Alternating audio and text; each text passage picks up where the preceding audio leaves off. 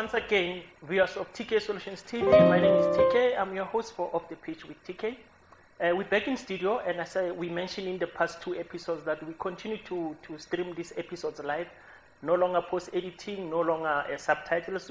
We hope you understand. This is just to make sure you are able to receive an episode every week. Today in studio, I'm joined by a special player. Why am I saying this guy is special? You don't get 10 years in PSL if you are not something special. You don't play over 150 games. It's not everybody who gets to that number. But we'll hear more why this guy played so many years and why did he achieve so much from the PSL. And he also represented under 20, under 23. Help me welcome Luvhengo Mungomeni. Papy? Danduna. No, I'm okay, my brother. No, thanks, man. Yeah. I'll check from the bottom of my heart. Thank you very much for taking your time, travel from where you travel from, Ozwagalemo studio to Lerena, to share your experience of football and educate and advise. I appreciate that and thanks a lot. No, nandikuri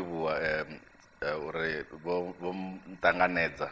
And Vandichiswika, till I get here, we've been talking, and then I finally arrived. Yeah. So it's nice being here. Yes.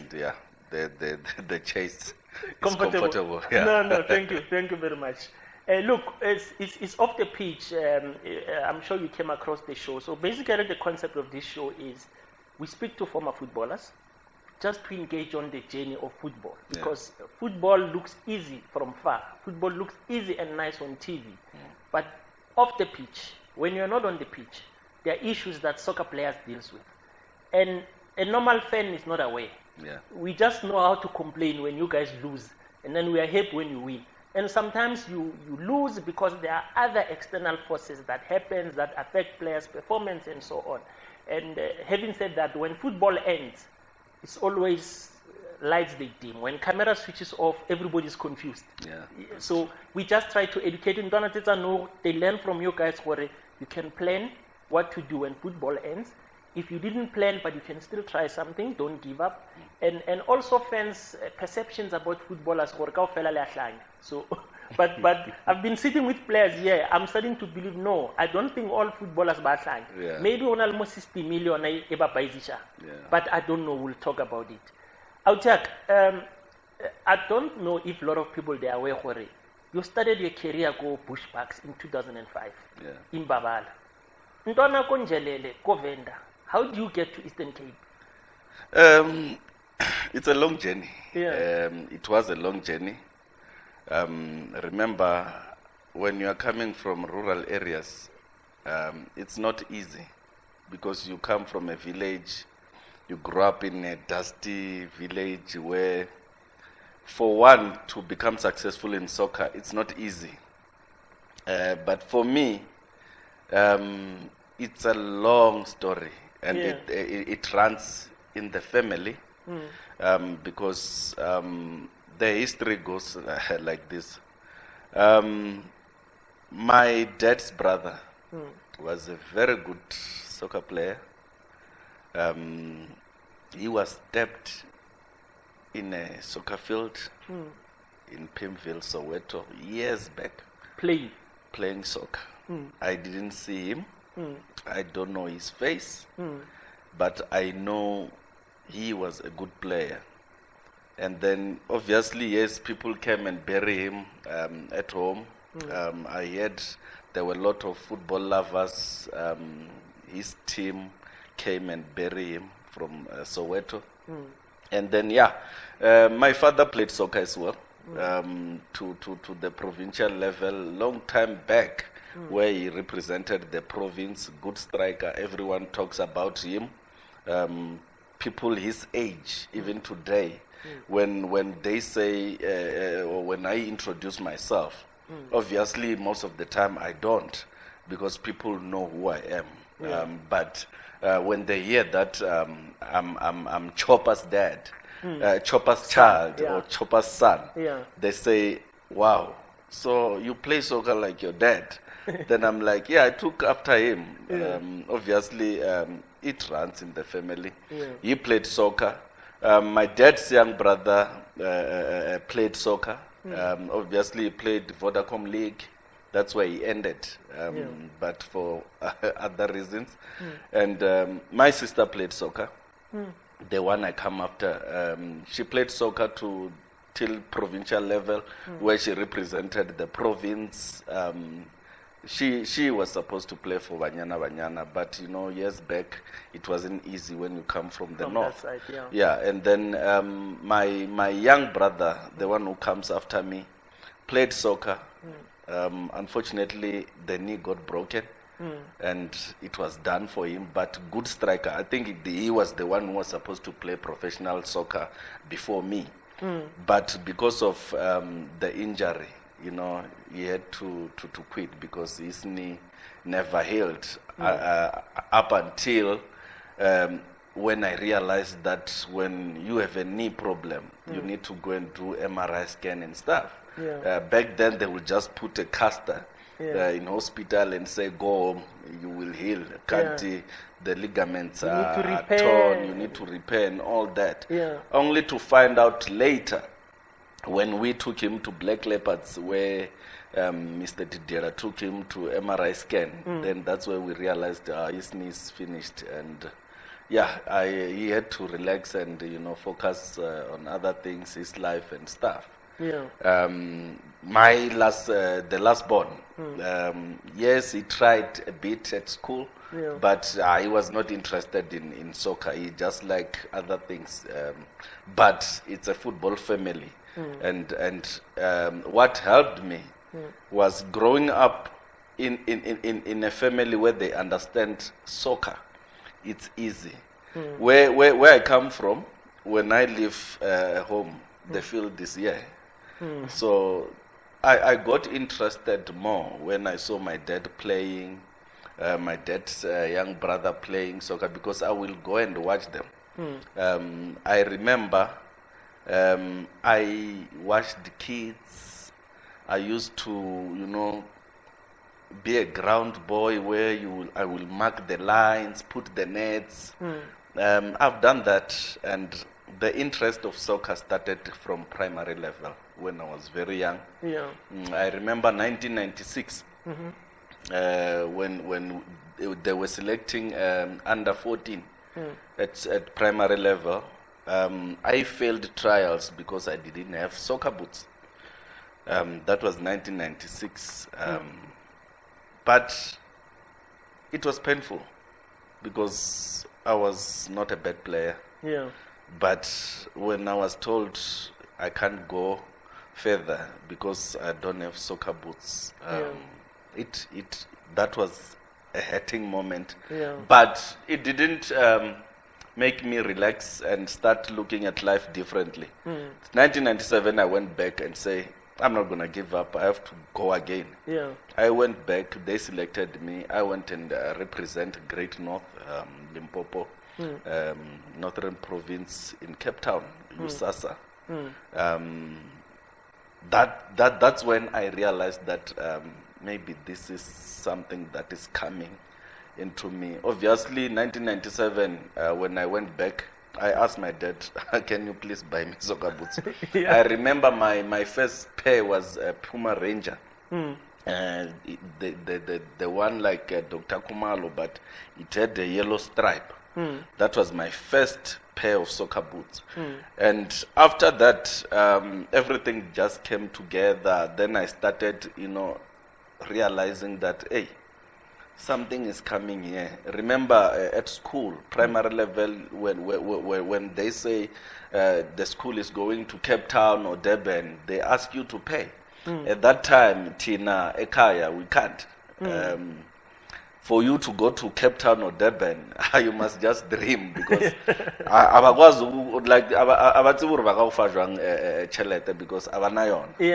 But for me, I was very lucky because I had to start, traveling for free, going to those trips for free, seeing places. And I remember the first time when I was traveling, my dad came into the bus we used. Then he said to me, hey, be when could the pina? Yeah. You guys, Lijamunati, because the bus was beautiful. The seats will just, go down and you lie down. So it was nice. And to me, that also motivated me. But the other sad part was they couldn't afford, that little money for the road. Yeah. I remember my primary school, the teachers had to collect money for me, which is, I remember that time I went to Cape Town with, I think the school gave me 280 rands, and then my dad gave me 100 rand, because that's what he could afford. I made sure that money, I don't spend it on the road. I wanted to see what is on the other side. Then I started, thinking about life differently. After that, everything was just coming. I was selected all over. I played Night Cup in Durban. And then, I played with big guys. I mean, when I was playing with Rudzane Ramudzuri, when he was playing under 17, I think I was 14. So they were older than me, and I will play. That motivated me. Yeah. I watched their kids when they were starting playing Vodacom League. I was still playing SAB League. But I will watch their kids, and I imagine myself in their shoes. Then it came to my dream, and I said to God, I want to play for one of the big teams in South Africa. That was years back. I remember I was still playing, I think, under 17 when I was thinking about that. I went and registered with an SAB team back home in the same area. Then I didn't last for a year. Then the Vodacom League team at home, they called me, they said, come and train with the team. I went and trained with the team. After a week, the coach, there were two coaches, both of them passed away, and may their soul rest in peace. One was saying, hey, but this boy is skinny. Yeah. He's still young. Yeah. Then the other one was like, no, I like this boy. He must register and play. Yeah. They registered me in Vodacom League. I think I was very young. I remember my first game, I scored a beautiful goal. But obviously, it was with the help of the experienced guys. But I was very skinny at that time. I started thinking differently. And obviously, Iskela, yes, there and there. Because I represented the area. I have so many medals and trophies, sports. So when I went to high school, I remember there was one time I was called to receive a medal and a trophy for the province.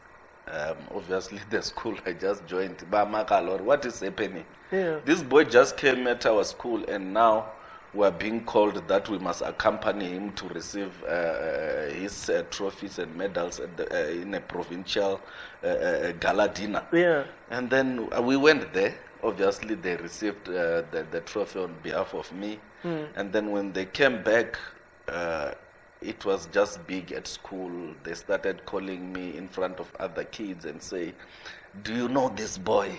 This boy has been going places. He has been there and there and there because of soccer. And everyone now started looking at me like, so we have a celebrity at school. So no celebrity just came. Yeah, so everyone will watch me when we play Wednesday school soccer. Yeah. They will just want to come and watch me. And obviously, I was good at that time. Yeah. I moved to another school. When I moved to that school, they did the same. I received a call-up, my first call-up to go to Venezuela.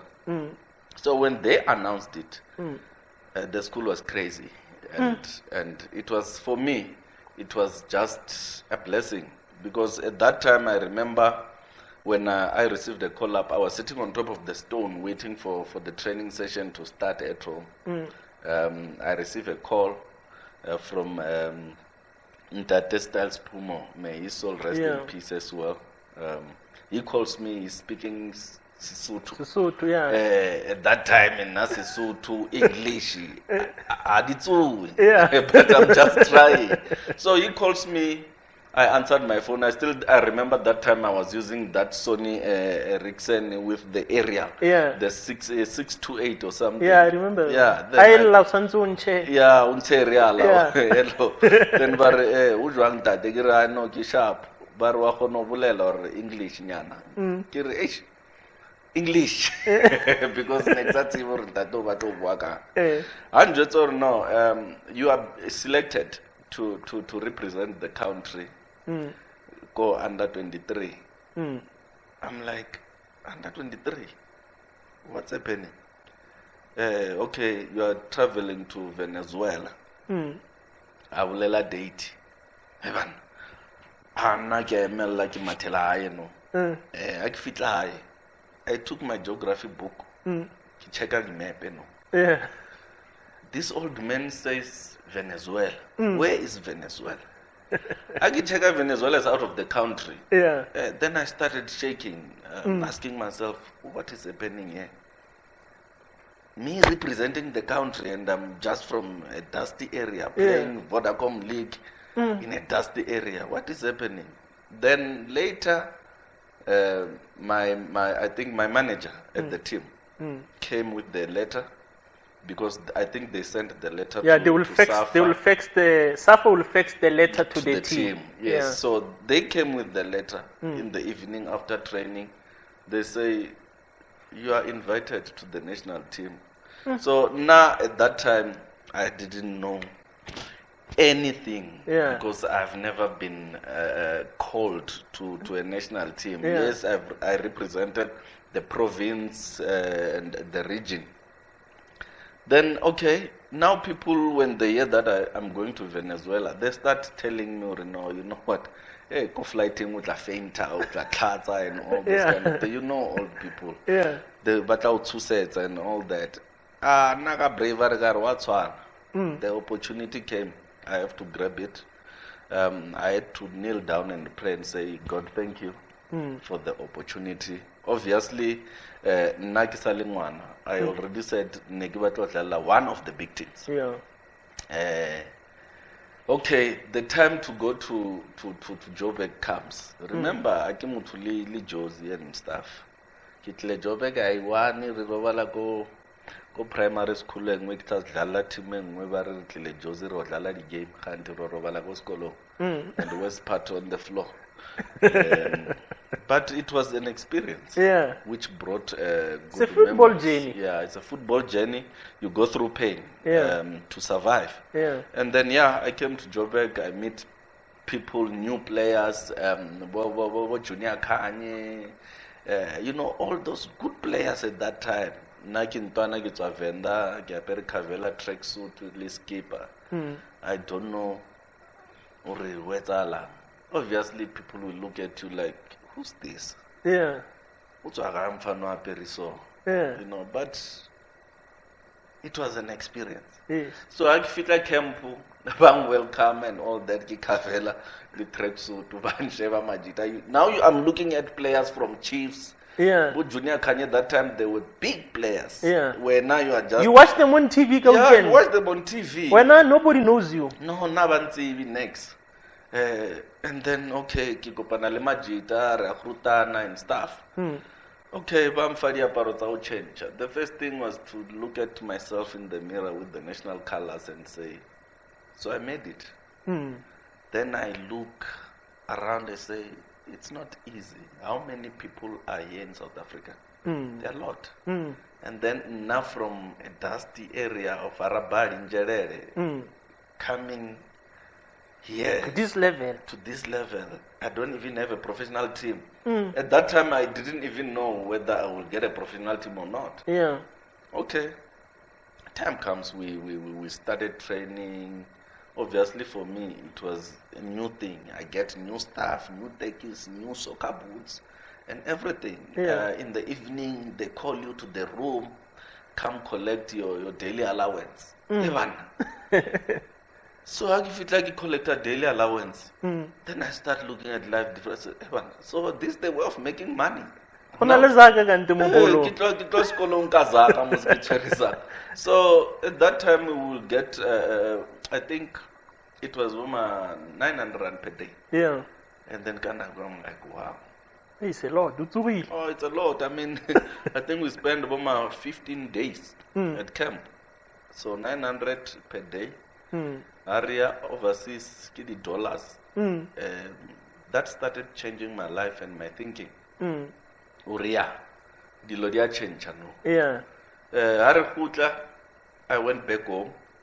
Obviously, at school, you will be a big person, American fan, no ball. Okay, I didn't quit school though. I just continued with school, playing Vodacom League. I think I was one of the best players in Venda or in Limpopo, go Vodacom League, and very young. Because I started getting paid in Go Vodacom League. I remember I left my team Rabari pulled together to join a soccer academy that was run by Mr. Rendan Chitangano, a doctor, a very well-known doctor. They took me. They paid me.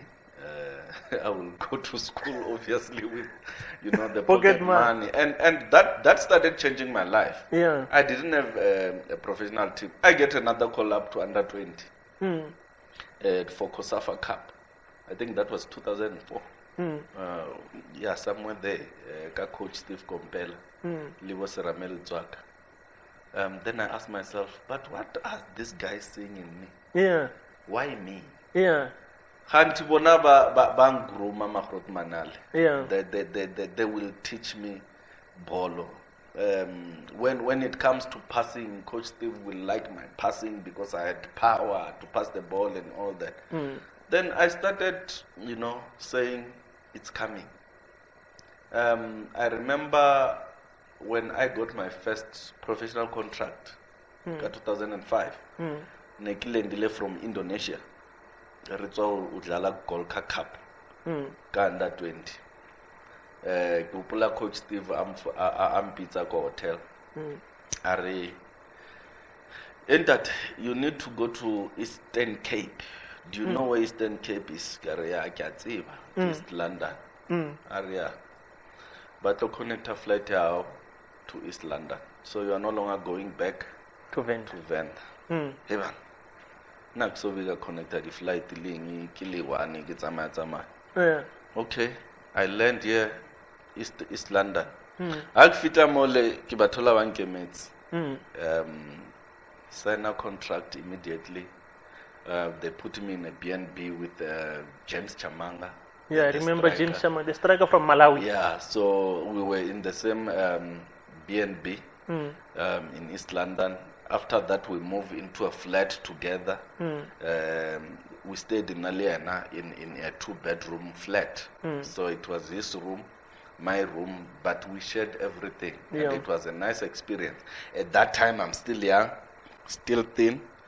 Then I look at people I'm competing with, Kimach Rotman, Dumisani Mpofu from Zimbabwe. I'm like, why me? Yeah. At this time, still young, I'm doing grade 12. Now, what will happen to school now? Yeah. Because it's in the middle of the year. I went home, speak to the school, say, I got an opportunity, and I can't resist it. Yeah. I have to take it. Koskolong Varno, Aunaptat, Zamali Buka, you will study, exam time you come and write. Okay, I did that. I went to Eastern Cape, started focusing to soccer, studying. Exam I fitla akikutela ayo mwala. Call up here again. Then I look, I can't resist it. Kisaya squatting. Yeah. I have to go because I have to grab the little money that I'm getting to send home so that vakonoja. Yeah. Okay. Skolo, December comes. I have to write exam. I call up again. Evan, who to it's along mo? Kingwezi, I think the subject in yana woma 4 or 5. Yeah. Okay. Knife kya feel. Mara. Sekina le span ga ha ona le phela ba kono ja ka se tloele zake. Then I went to camp. I haven't had the results.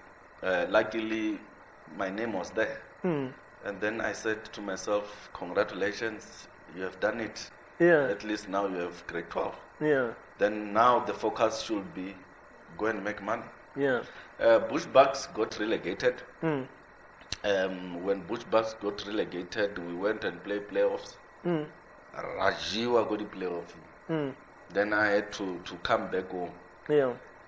When I got back home, I started thinking, where to now? Yeah. Because at that time I didn't have an agent. It was me, a young boy. I didn't have any agent. I didn't even play many games at Bushbucks. Yeah. But I will sit on the bench couple of games. What now? I get a call to join Black Leopards. Who calls you? I got a call from my uncle. Called me. He said they wanted Black Leopards. Obviously, the head coach there was Bibi Mutombo. He wanted to see me because he heard about this young boy who was at Bushbucks who came back. Okay, I went to training. First week, that weekend they were playing Mamelodi Sundowns at Sishihu, a friendly game. We went there. I played as a right back. After that game, because I think the left winger that side, Nobo Elias Mwepe. Yeah. Yeah. Yeah. But after game, the coach came to me crying and said, where were you? Bibi. Hey. Yeah. Where were you? Then he started screaming at Rudzani, who's this boy? Yeah. Because Rudzani says, no, this is Papy. Because the name Papy, I was given by Rudzani Ramudzori. My nickname was Killer. Because of the short name, so Pizza Killer. Yeah. So Rudzani started calling me Papy. And that name started Balitzi Babar Papy. Coach Steve Nampizza Killer. Under 20. But then the name Papy came. Bibi started loving me. May his soul rest in peace as well, because he's one of the people who believed in my ability. Yeah. After that game, immediately I got a contract with Black Leopards. We went and sit down, sign. Everyone was happy. I started playing. But also really agent. Actually, agent at that time. How will you sign this Black Leopards deal? Who's negotiating on your behalf? At that time, I'm young. Yeah. Remember, there's a salary go Bushbucks. Yeah. As long as Kivona improvement go Black Leopards. Yeah. Then I asked my parents to sign because I was still an under. Yeah. And the under no sign abatwadi. Yeah. Give it that time I go no. Can't sign a contract. Yeah. I got a contract here. By sign Nagawashap. Yeah. But by then Bradit speaks to you. Yeah. He says, my boy, you make me happy, I'll make you happy. Yeah, no. I'll pay you if you play. Very good contract. Yeah. I think it was 2.5 years. Yeah. With Black Leopards. Yeah. And I played regularly. But I think the fact that you played a lot go junior ranks, Star National, helped you a lot because you had a profile. A lot. Remember, at that time, you don't when you were there, the basics out it. Mara then now. Playing for the national team helps because most they will want players who are technically good. Yeah, they want players who are very good technically, and obviously when you go there, you learn quickly and grab quickly. Remember, you are with the players who plays for professional teams. Where now ukasi expose because from a Vodacom league, I would pass a ball. I will pass the ball. But because that's what made me a professional soccer player and unique. And obviously my marking skills, because I think God gave me I will read a player with the ball, ball, then I will anticipate. I was very good in anticipating. I was good with tackling. and clean tackles, obviously. But as time goes on, I learned to be very hard because I wouldn't want Bo Collins Mbesuma, Bo Sejewa to look at me, Bo Barmang Nadala Chief Striker Sese Hulu Wamuzulu. Nadala Chiefs. Yeah, Rotman Lil Barmang. Not but Biela, did Biela play during no, not Biela. Barmang on Nakoranyana the goal man Atwako Cosmos, I think. Barmang yeah. But so Utuleko Cosmos I go Chiefs. I think he went overseas. Oh, Nhleko. They were big. Yeah. Now I'm skinny. Yeah. I remember people will show me their thighs and now Coach Steve used to tease me and say my hand is your thigh. Yeah. But he was motivating me to say you are very strong. Keep on pushing. Yeah, they will show me Omaka Collins Mbezuma, and at that time Bachisa Matagal. Yeah. But with my skinny body, I will have a lion's heart. Yeah. Where I will say, I will kick you out of the field. Yeah. Because that was my strategy. If I see this one wants Sogodis, I will just go and give a hammer in so that it doesn't come next to me. Yeah. And obviously that also made me a better person. Yeah, and a bit stronger. And a bit stronger when it comes to that. And here comes a situation where my contract with Black Leopards has to end. The 2.5 years one that you signed. Yeah. Yeah. I remember it was 2008 early. Yeah. When Black Leopards came to me and say, we want to renew the contract. Remember now, Negichisa. Yeah. And I heard rumors that Sundowns is knocking at Black Leopards. And I see Black Leopards is busy telling me, hey Baba, we want to renew a contract now. And just to pause, agent hasn't come because agent, when they see a player is regular, they start sniffing around. Who's there now? Now, Hutla Prosport. Yeah, Mike McCabe. Yeah. Yeah. Hutla Majida Prosport. I remember Toli came to my home. Yeah. Because at that time, I'm asking myself, why do you want to be my agent now? And all that. Yeah. Mara they don't say. So now on the other hand, Ntateti Dera is pushing me. Renew. I think we left the office. We went to Spain. With him? Yes. So he's talking to me and co-officing. I'm asking myself, Ntato renew a contract. And that time, Nevari Aumusheba so Utano Sheba Fasu Usain.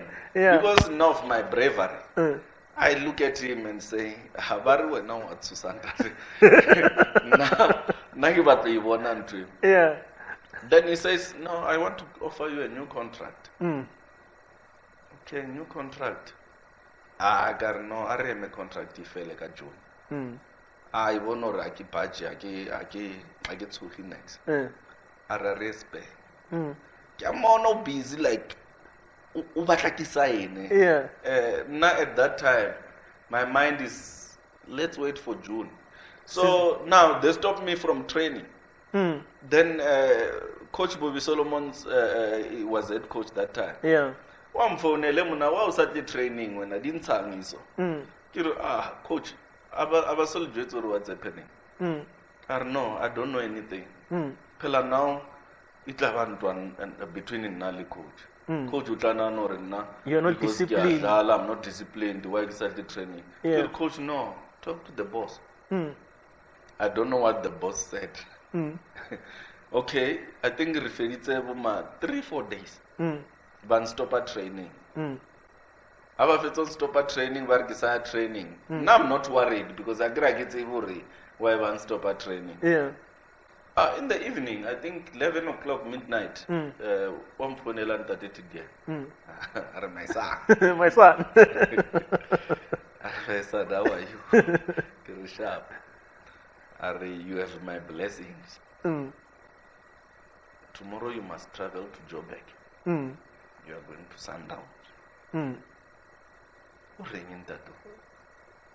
He was very happy. Yeah. Okay, now then I started discussing with my dad.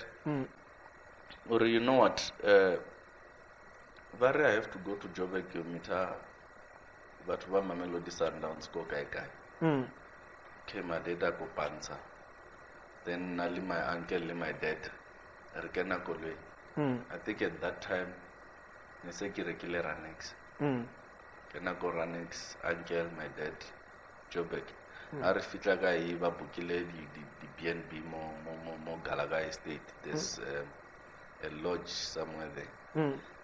Baba Bukile Sundowns. I think the negotiations took 2 days. Also, will agent. Prospoto ke ona se ikene. Or Prospoti ilafes eventually came. Yeah, but then I was still an under. Excellent one. But batswadi ba beteng. Yeah. Yeah. So in these 2 days when you are negotiating, is Prospot, your uncle Tamalao, and yourself. And Lina, yeah. So the meetings are negotiating like I got Clorkop. I think first night they went to Clorkop.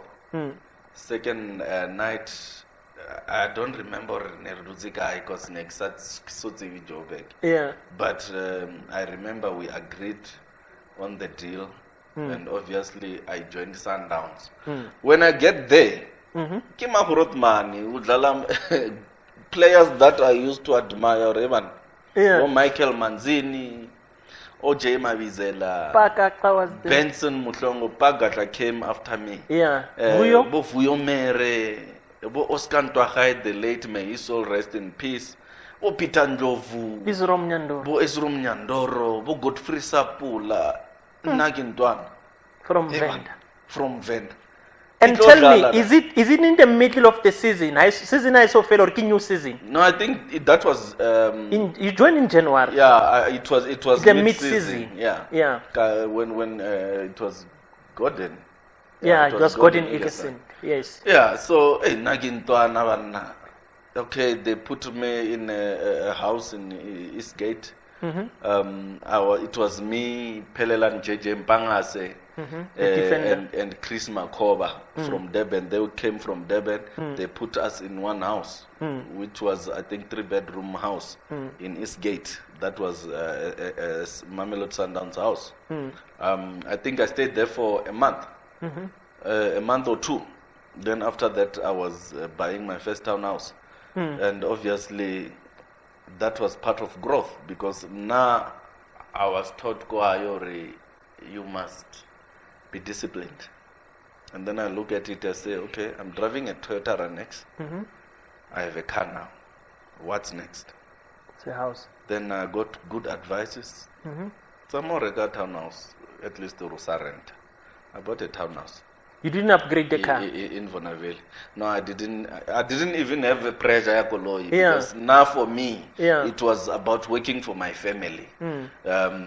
It wasn't about fame and rewards and all that. For me, it was, Luvhengo, be disciplined, be humble, live a simple life, because Joburg will kill you. Yeah, it will swallow you. It will swallow you alive, my boy. Then I say, okay, now I'm into a bigger stage. I'm playing for one of the big teams that I used to dream of. I said, I want to play for one of the big teams in South Africa. Now it happened. Then I started revisiting the memories. I say, when I was sitting down on top of the stone, I said, I want to play for a big team. And I want to retire at 30. What do I do? Meaning, I have to work very hard. Be disciplined if I want to achieve that. Okay, Sundowns, I have to fight my way. It was not easy. Yeah. You have Makrot money. Yeah. Obviously, we can't even discuss that. Yeah, but tell me, from Leopards to Sundowns contract, the financial growth is significant in terms of signing on fee. Yeah, it was triple. Triple what you were earning where you came from. At Black Leopards, there was no signing on fee for me. Yeah. For me, it was exposure. Yeah. And I didn't care of how much I'm getting at Black Leopards. Yeah. I don't remember crying for money. What I wanted was to grow as a person. And obviously to change go high, which is I had to work very hard. Honestly, the Bushbucks contract and the Black Leopards contract, I looked at that as a growth. Yeah, it's a startup. Yeah, startup. We just focus on, because the difference between Black Leopards and Bushbucks, it was double from what I was getting at Bushbucks. Yeah. And then I came to Black Leopards. They gave me certain amount of money. I remember the manager at that time at Black Leopards was Kenneth Makanya, who's I think now is still at Sundowns. He's the one who negotiated my contract. I looked at him and said, Mara, this one robber, man. But I'm like, I'm here to play soccer. Let me grow first. Yeah. At Sundowns, I started knowing what money is. Yeah. And Motsepe was there. Yeah. So now I like the discipline thing that and it was not easy to discipline yourself. You are earning triple what you are earning where you come from. Yes. You see signing on fee. Yeah. For the first time. For the first time. Players your age at Sundowns by then you. In terms of cars, I'm sure but some big machines. Parking your Sundowns is something else. It was huge. It was huge. For me, first thing when I got to Clorcop, honestly, I felt like Runex is nothing. Bicycle. Yeah, I get bicycle. When I was spider, but like the college hulu. Pela nagitleteli man. Yeah. Honestly, if you check the age gap of the players that I played with, Bo Pitandrovu, Bo Brian Baloyi, Bo Michael Manzini, Bo OJ Mavizela, Bo Benson Mutlongo, those are not people my age. Bo Godfrey Sapula, Bo Surprise Moriri. Those are not people my age. But the good thing was, I told myself that I will fight my way up.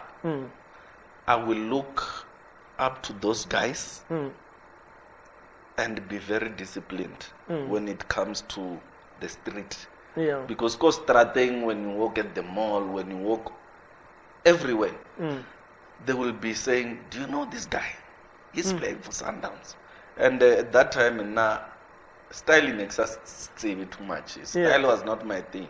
I started knowing a lot of things when I was playing for Sundowns. But the pressure didn't come into my head. I remained grounded, humble. I will finish training and go and hide at home. Yeah. You kept your old car from Leopards, then you bought a townhouse. Yes. Yeah. So, and Sundowns, they are winning bonuses. Yeah, no. A lot. So you make money every week there? I'm telling you, I made money at Sundowns, honestly. Yeah. The reason Sundowns is a big team in South Africa, a lot of players who go through that, they will tell you that I don't think there's any other team that can give you bonus than Sundowns or winning bonus. Obviously, the signing on fees and all that, yes, but the culture for me was, I don't know, I've never seen something like that, because the culture there is just something else. And people love each other, and they were taught to love each other. They were taught to be clean, because when Tate Patrice comes, he doesn't want to see the Tila Mole, he doesn't want to see players who are not clean, he doesn't want to see management also clean. If management are parasuto eshabutla no right, that they upgrade because he just loves fine things, but in a nice way, very humble. Honestly, aksoboni mutu o humble like Ntatoli and Analizaka. And everywhere.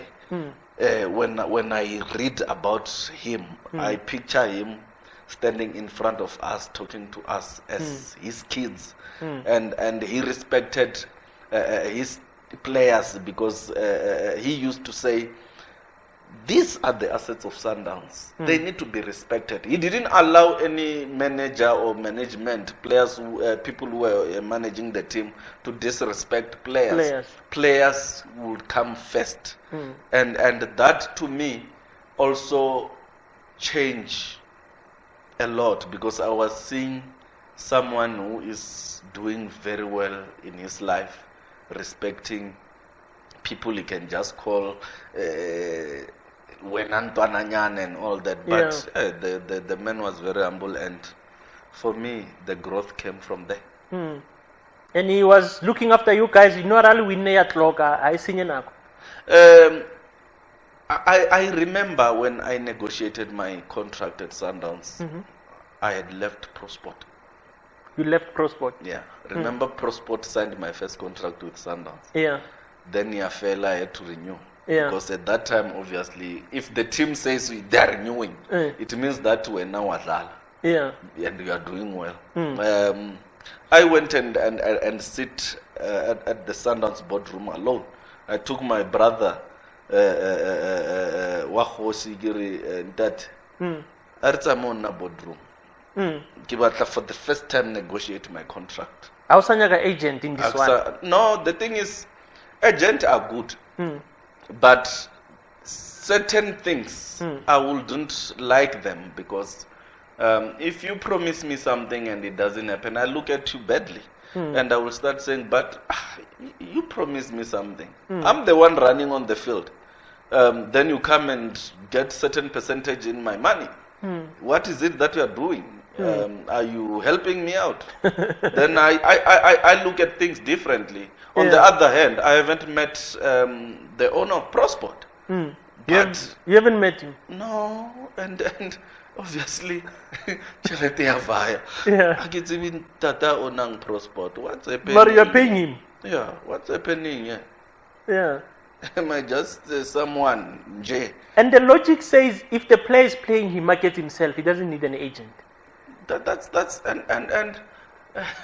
honestly, I'm not saying, I'm just going to talk about my story. Exactly. I negotiated my contract. You sat in that boardroom yourself with your brother. Yeah, I negotiated my contract. I said, this is how much I want.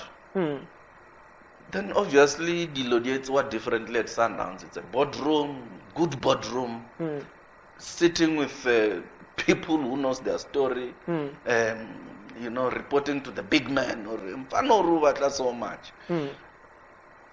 So in this, take me through this boardroom.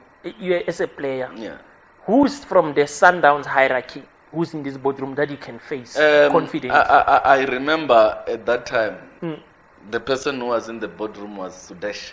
Yeah, Sudesh. Yeah. He's the one who was... the legal man. Yeah, the legal man. Yeah. He was the one negotiating my contract. And you know, we agreed. And after agreeing, because of listening to the old man when he was talking, I was, you know, blessed with the double signing on of what I asked for. Like, I asked for 10 rand, I get 20 rand. Signing on fee? Yes. And that's because they could see that I'm not giving them any hassle. I just want this and grab and, you know, go and feed my family. Yeah. And to me, that waked me up and say, so I can do it. Why must I get someone to do it? Obviously, legally, you need someone who will understand. Yeah, who will understand the contracts and all that. Yeah. My brother will understand the legal things and stuff. Then we will read the contract and say, sign, let's go. Then I moved from there, and it was good. I remember there was time we were winning games left, right, center. In a month, I will make plus minus 120K a bonus. 120,000 just from winning bonuses? In a month, yes. Yeah. And for me, that will also change everything. Obviously, you just see money coming. Yeah. How winner? Yeah, again. Yeah. The challenge is how to look after this money. The challenge is how to look after that money. Yeah. Obviously, now the discipline part. That's why people never really know. But abakopana lena batlanor kena. Wa usadlala bolo because ba sheba body wa bonor awuthe musi isa le fresh nyana. What's happening? Wa utwa itsi ball.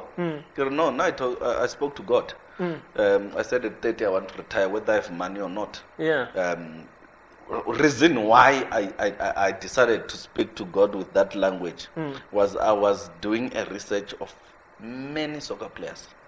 What happened after their careers. It was sad I didn't want to go through that situation where football Remember, soccer players don't want to meet financial advisors. I went through that situation at once. I just had to, change my mentality. Yeah. Because when the financial advisor is giving advice, we will be looking down or bored. Yeah. And we think, this man and all that. Yeah, kiruna rispanang and umata sweater pain and all that. And you come here, you want to tell me how I must save my money. That's the attitude and arrogance of soccer players. Yeah. And obviously, you have to learn quickly. I learned quickly, and Yeah. So at first time when the financial advisor was organized, you felt that thing which you were wasting my time. Yeah, you just want to go home and rest because at that time when I sweater and then when I spend a young child and all that, but I changed my mentality because I started reminding myself of things that I wanted in life, and obviously. If you check, I said my first year at Sundowns, my first year I bought a townhouse, and I didn't even start by renting. I just bought a townhouse immediately and stay in my townhouse. And obviously, at that time, I knew what I will do with money, because looking at me, I changed a lot of things in my family. I took my brothers to school. I built a house for my parents, which to me, that was a blessing from God. And when I quit soccer, obviously we'll speak about Swallows. After Sundowns, I went to Swallows. And a lot of people will think Swallows didn't pay money. Swallows paid me more than Sundowns. And that's because of the value that I had that time. I remember when I left Sundowns, it was a swap deal between Lerato and Patlel for me to go to Sundowns. Obviously, my coach Gordon. He was at Swallows then. He was at Swallows. And you worked with him go Sundowns on your arrival. And he knew what he was taking. I joined Swallows. I was welcomed very nicely there. When well looked after financially. Yeah, no, I was. Remember the contract. Sundowns. Yeah. When they did the swap deal, any changes when it went to Swallows. There is no downgrade there. Yes. We are going up. Yeah. I joined Swallows, started playing Kikrama, Horotman, Zulupa and all that. They welcomed me. I became a regular, captain. I won the armband. So when you go through such stages in life, that's when you realize, now you are big. You have to just take off yourself till the end of your career. Yeah. My friend was Lerato Chabangu. Yeah. Very close. We are brothers. Even today, we still brothers. Sometimes we will talk to each other, one will cry because of the love we had, the bond, everything that happened, one will know. I knew everything about Lerato. I saw him as a brother. We will live life. Obviously, he will be in his corner. I will be at my corner because of different type of lifestyle and all that. Then I found it very good because when you are working for God, you have to be a hard worker. And once a coach, a coach will love you forever as long as you break that leg for him. Yeah. I remember I will play with swollen ankles because of I wouldn't want that man to lose games or to lose me. I will say, Coach, I'm in pain, but let me carry on. I'll play for you. I will play for you. Yeah. I played for him, and he had my back, and that's how when Moroka Swallows got relegated, I was 30. That's when I said, okay, I just came back from my injury. Because remember, I had a broken leg. in a match between Swallows and Kaizer Chiefs in Dobsonville, where George Livisi fell on my leg and it went, then it was broken. It took me a year to recover. Obviously, if you recover from such injuries, you have good doctors. Mr. Nemetswarani, a very good doctor. He took me to specialists who will deal with me in Rosebank. Did an operation, stayed home for a year. And yeah, I recovered. When I was recovering, Swallows was already relegated to NFD. It was 1 game left. I think, no, 2 or 3 games left. I'm trying to, recover. When I got back, Swallows was going down again. Yeah. Then obviously, you look at it and say, Kinali long-term contract. My contract with Swallows was ending 2017. Meaning it was a long-term contract. Yeah. And highly long-term, money grows. And I had to, after Swallows get relegated, try and see if we can still continue. Okay. I went back home. There was TTM being bought. I went and trained with TTM. Obviously, I was still on a big package. Yeah, so I wouldn't settle for less. I was not a 20K player. Yeah. Because I worked. You worked for this profile? Yeah, I worked for this profile. Yeah. Okay, they said they can't afford to pay that amount. I remember one time, one coach said he has my contract in his memory stick. All of the sudden, Akisaini. Karevan, this man says he has my contract, but the following day it's different. What is happening? Nagara, what's on? Let me come back to Joburg. Came back to Joburg because I trained with TTM for I think 3-4 weeks. And I was doing very well. And I see they're signing Carlton Yadombo in front of me, meaning Carlton is a center back. I'm a center back. They're looking at the weight of how much they will pay. They have to go with what they can afford. And they took Carlton Yadombo, signed Nagavon or no, Nabakazin signed a center back. And you've been there for 3 to 4 weeks. Yeah. Tell usually when the team keeps you that long in a trial, they're intending to sign. Yeah, you. they're intending to sign. That's what I'm saying. One of the coaches, or he was a technical director, he came to me and said, I have your contract. Then I relaxed. I say, okay.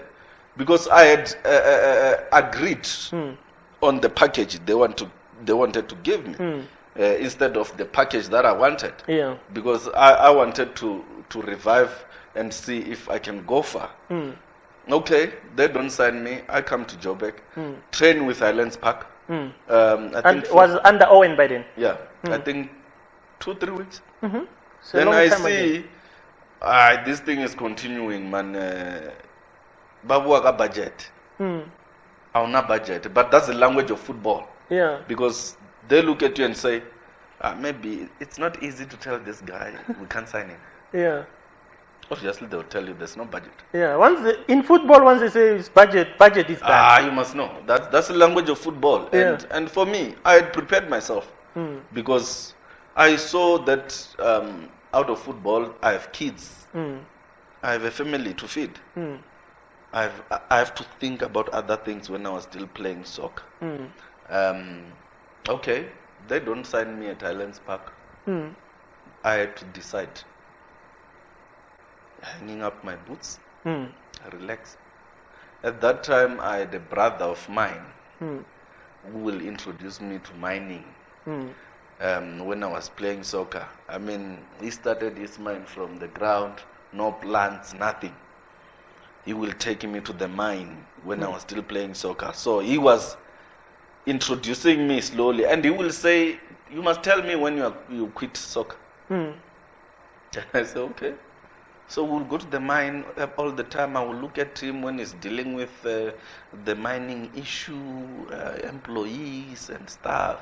And he wanted this job done. He taught me those things. Okay, there came a time where I had to hang up my boots. I announced it that I'm hanging up my boots. Then I had to go and start a new life.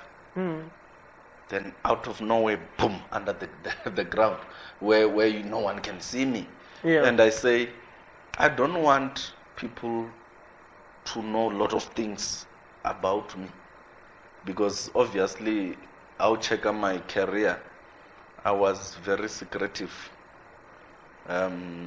Even if no can tell like it's very Kenya ya cider. Ne tla ba ile kontlong.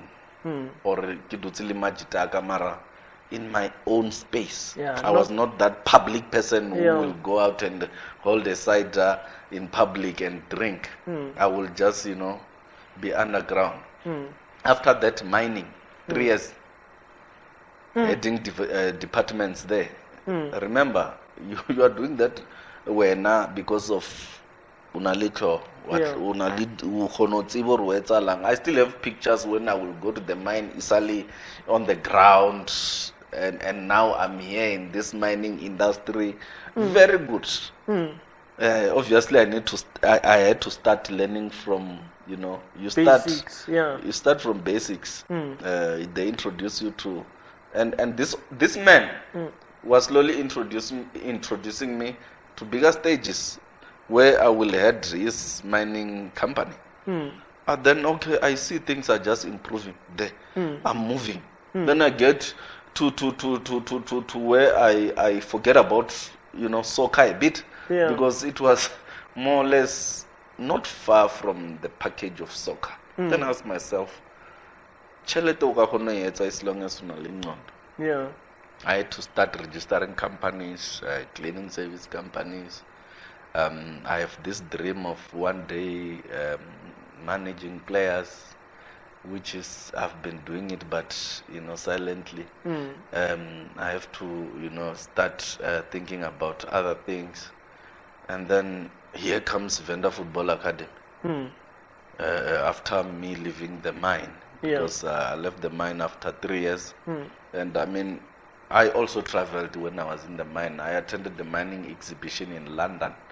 So you can just imagine modimo khantu jwang na utswa bolong usa travela wena ka dilo tse dingwe, you still see the world, meaning you are just there to live and enjoy the life.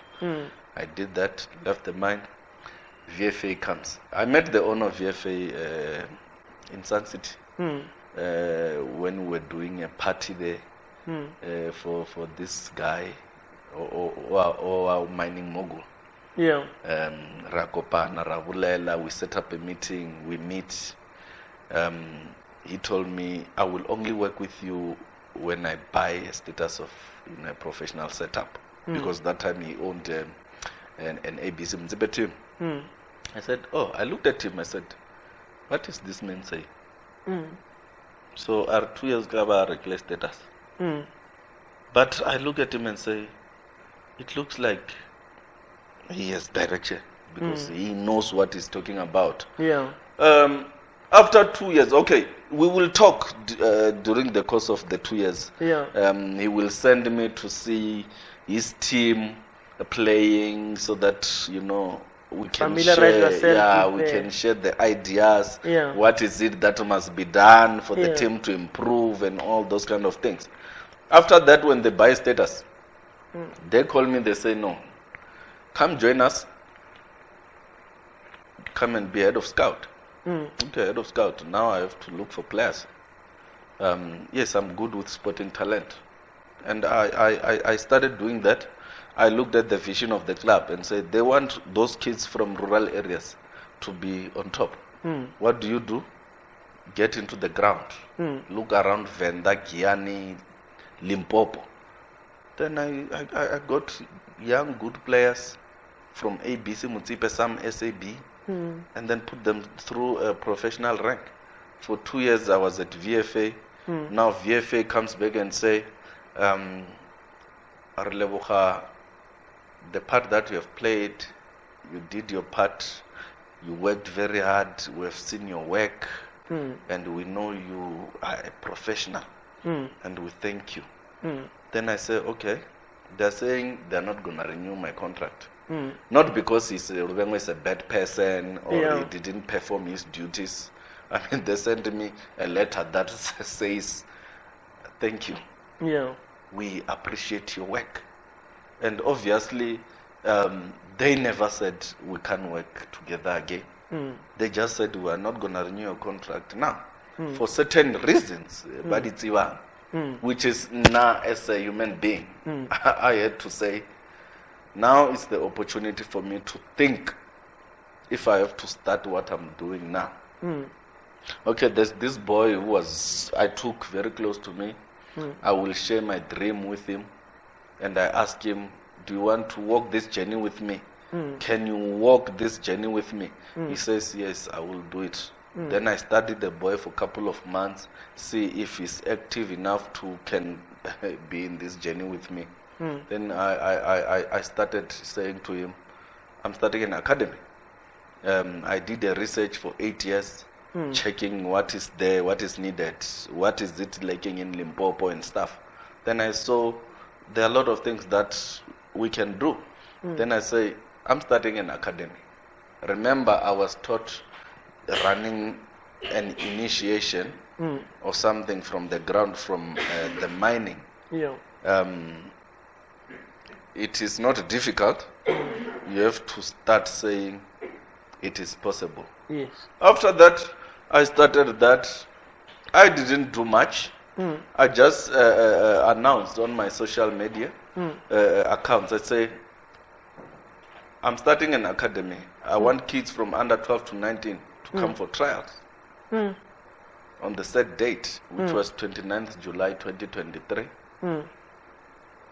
I mean, 216 kids came. And I look at it and say, I expected 60 kids. Yeah. Why then 200? Yeah. Because I want to start small. Yeah. Okay, after that, we watched kids playing and all that. At this moment, the institution that started a month ago has 60 kids. Which is, you ask yourself, this is an academy that is going to train kids to become better leaders in our country. You are starting with 60 kids. Wow. And then now I have to go and get an office. Which now, you sit down, you think, there, go and get an office. Everything is run in order. Yeah. I want everything to be professional. The reason you see my things, I don't just do things for the sake of doing them. I try to be the same person ordinarily 15 years ago. Yeah. Like even now, you look at me, you still think, when I came here, you said, but when you can still play soccer. Yeah, go to the field. I said, but the mileage is overworked. And obviously, I didn't cut my age. Yeah. It is my age. Yeah, it's not a football age. It's not a football age. I asked God, I said, God, at the age of 30, please, I want to focus on other things. Yeah. And yeah, I'm very happy with everything that is happening in my life. Yeah. So now, since we entered this academy, I'll go back a bit to the football life, but let's still with this academy since we jumped into it. These 60 kids, how do they come to training after school, or they are staying in one place? What's the arrangement? The arrangement is as follows. Our kids are going to study during the week, because remember, this has started during the year. Yeah.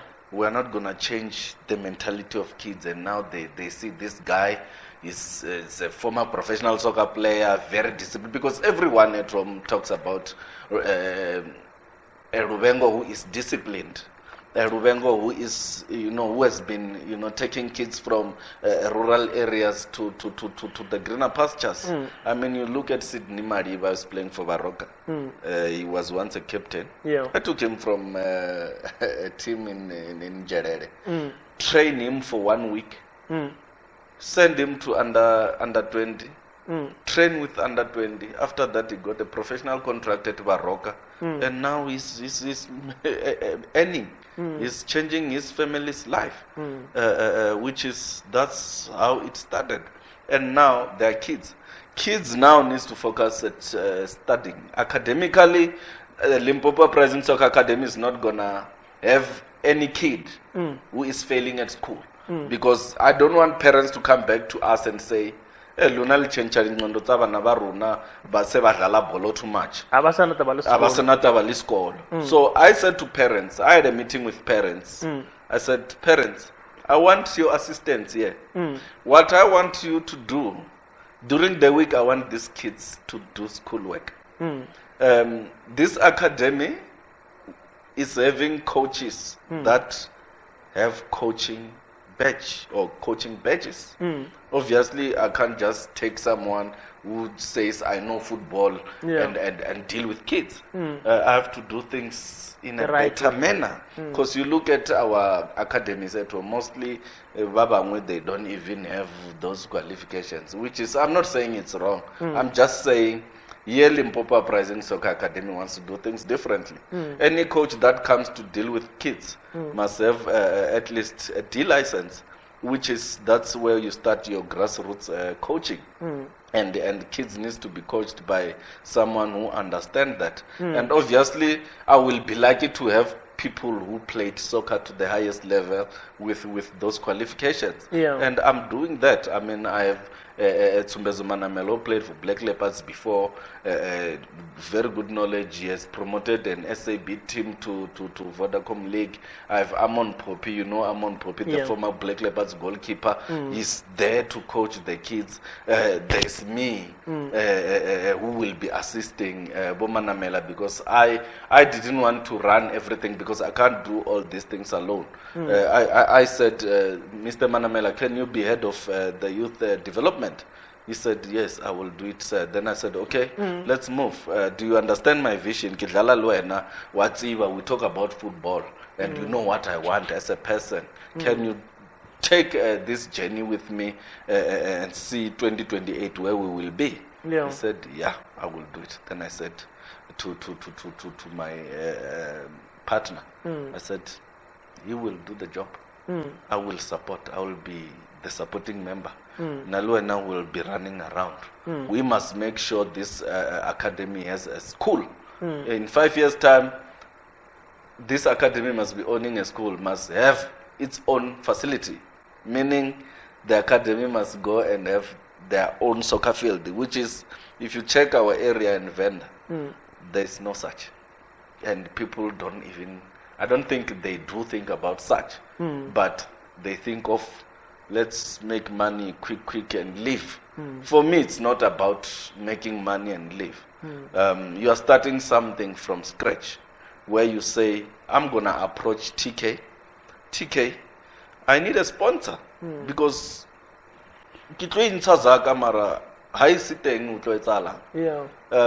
yes, now my life changed because of other parents' money. Now we have to do it this way.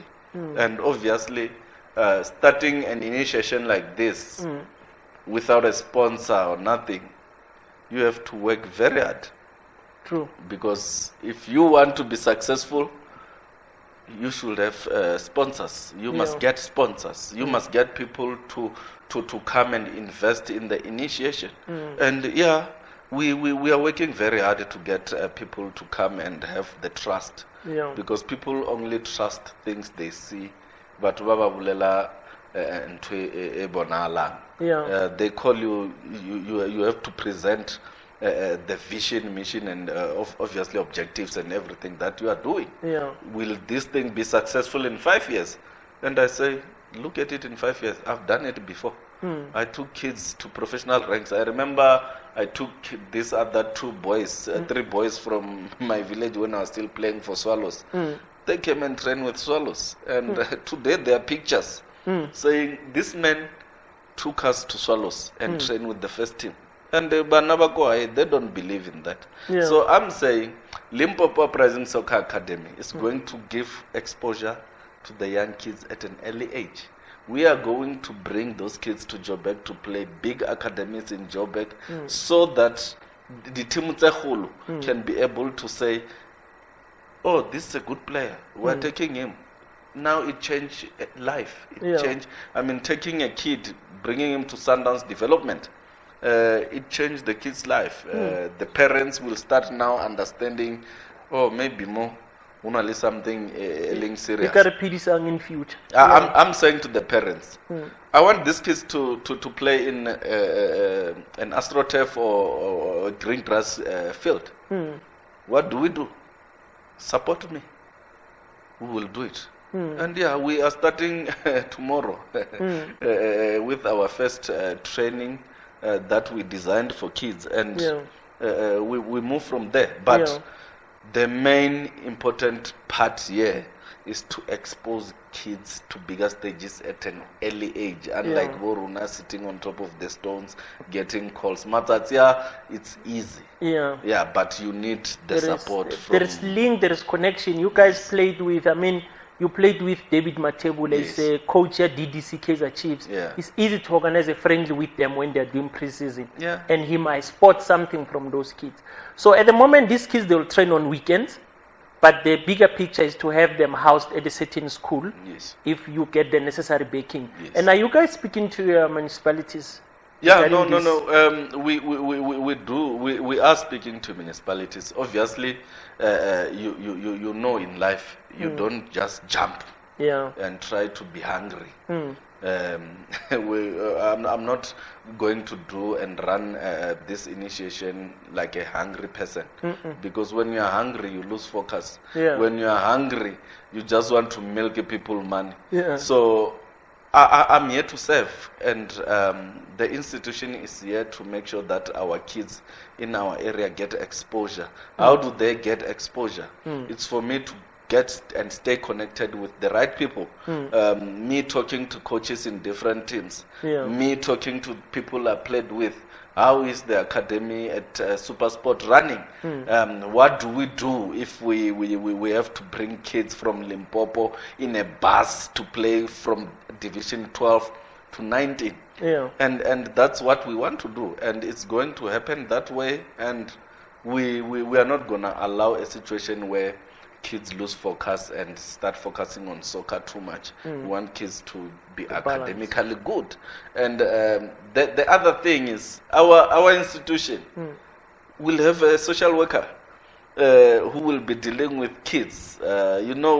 Kids will come and smile with you, canting ngwana ashapu ko haye and then all that. Or ngwana ba murugile ko haye utla training uluzile focus abamfa 1 randa ya something. We want the social worker to be dealing with so such situations, so that rona it's easy for us to say mutswadi re kupa meeting lo wena ngwana una le bothata 1 2 3 4. We go to all the schools that our kids are studying. Then we talk to the principals, the teachers, see if how we can help when it comes to Bana academically. No, it's a great initiative, and I like the vision behind it. It's different because you guys have been in the space, you know the challenges of the space.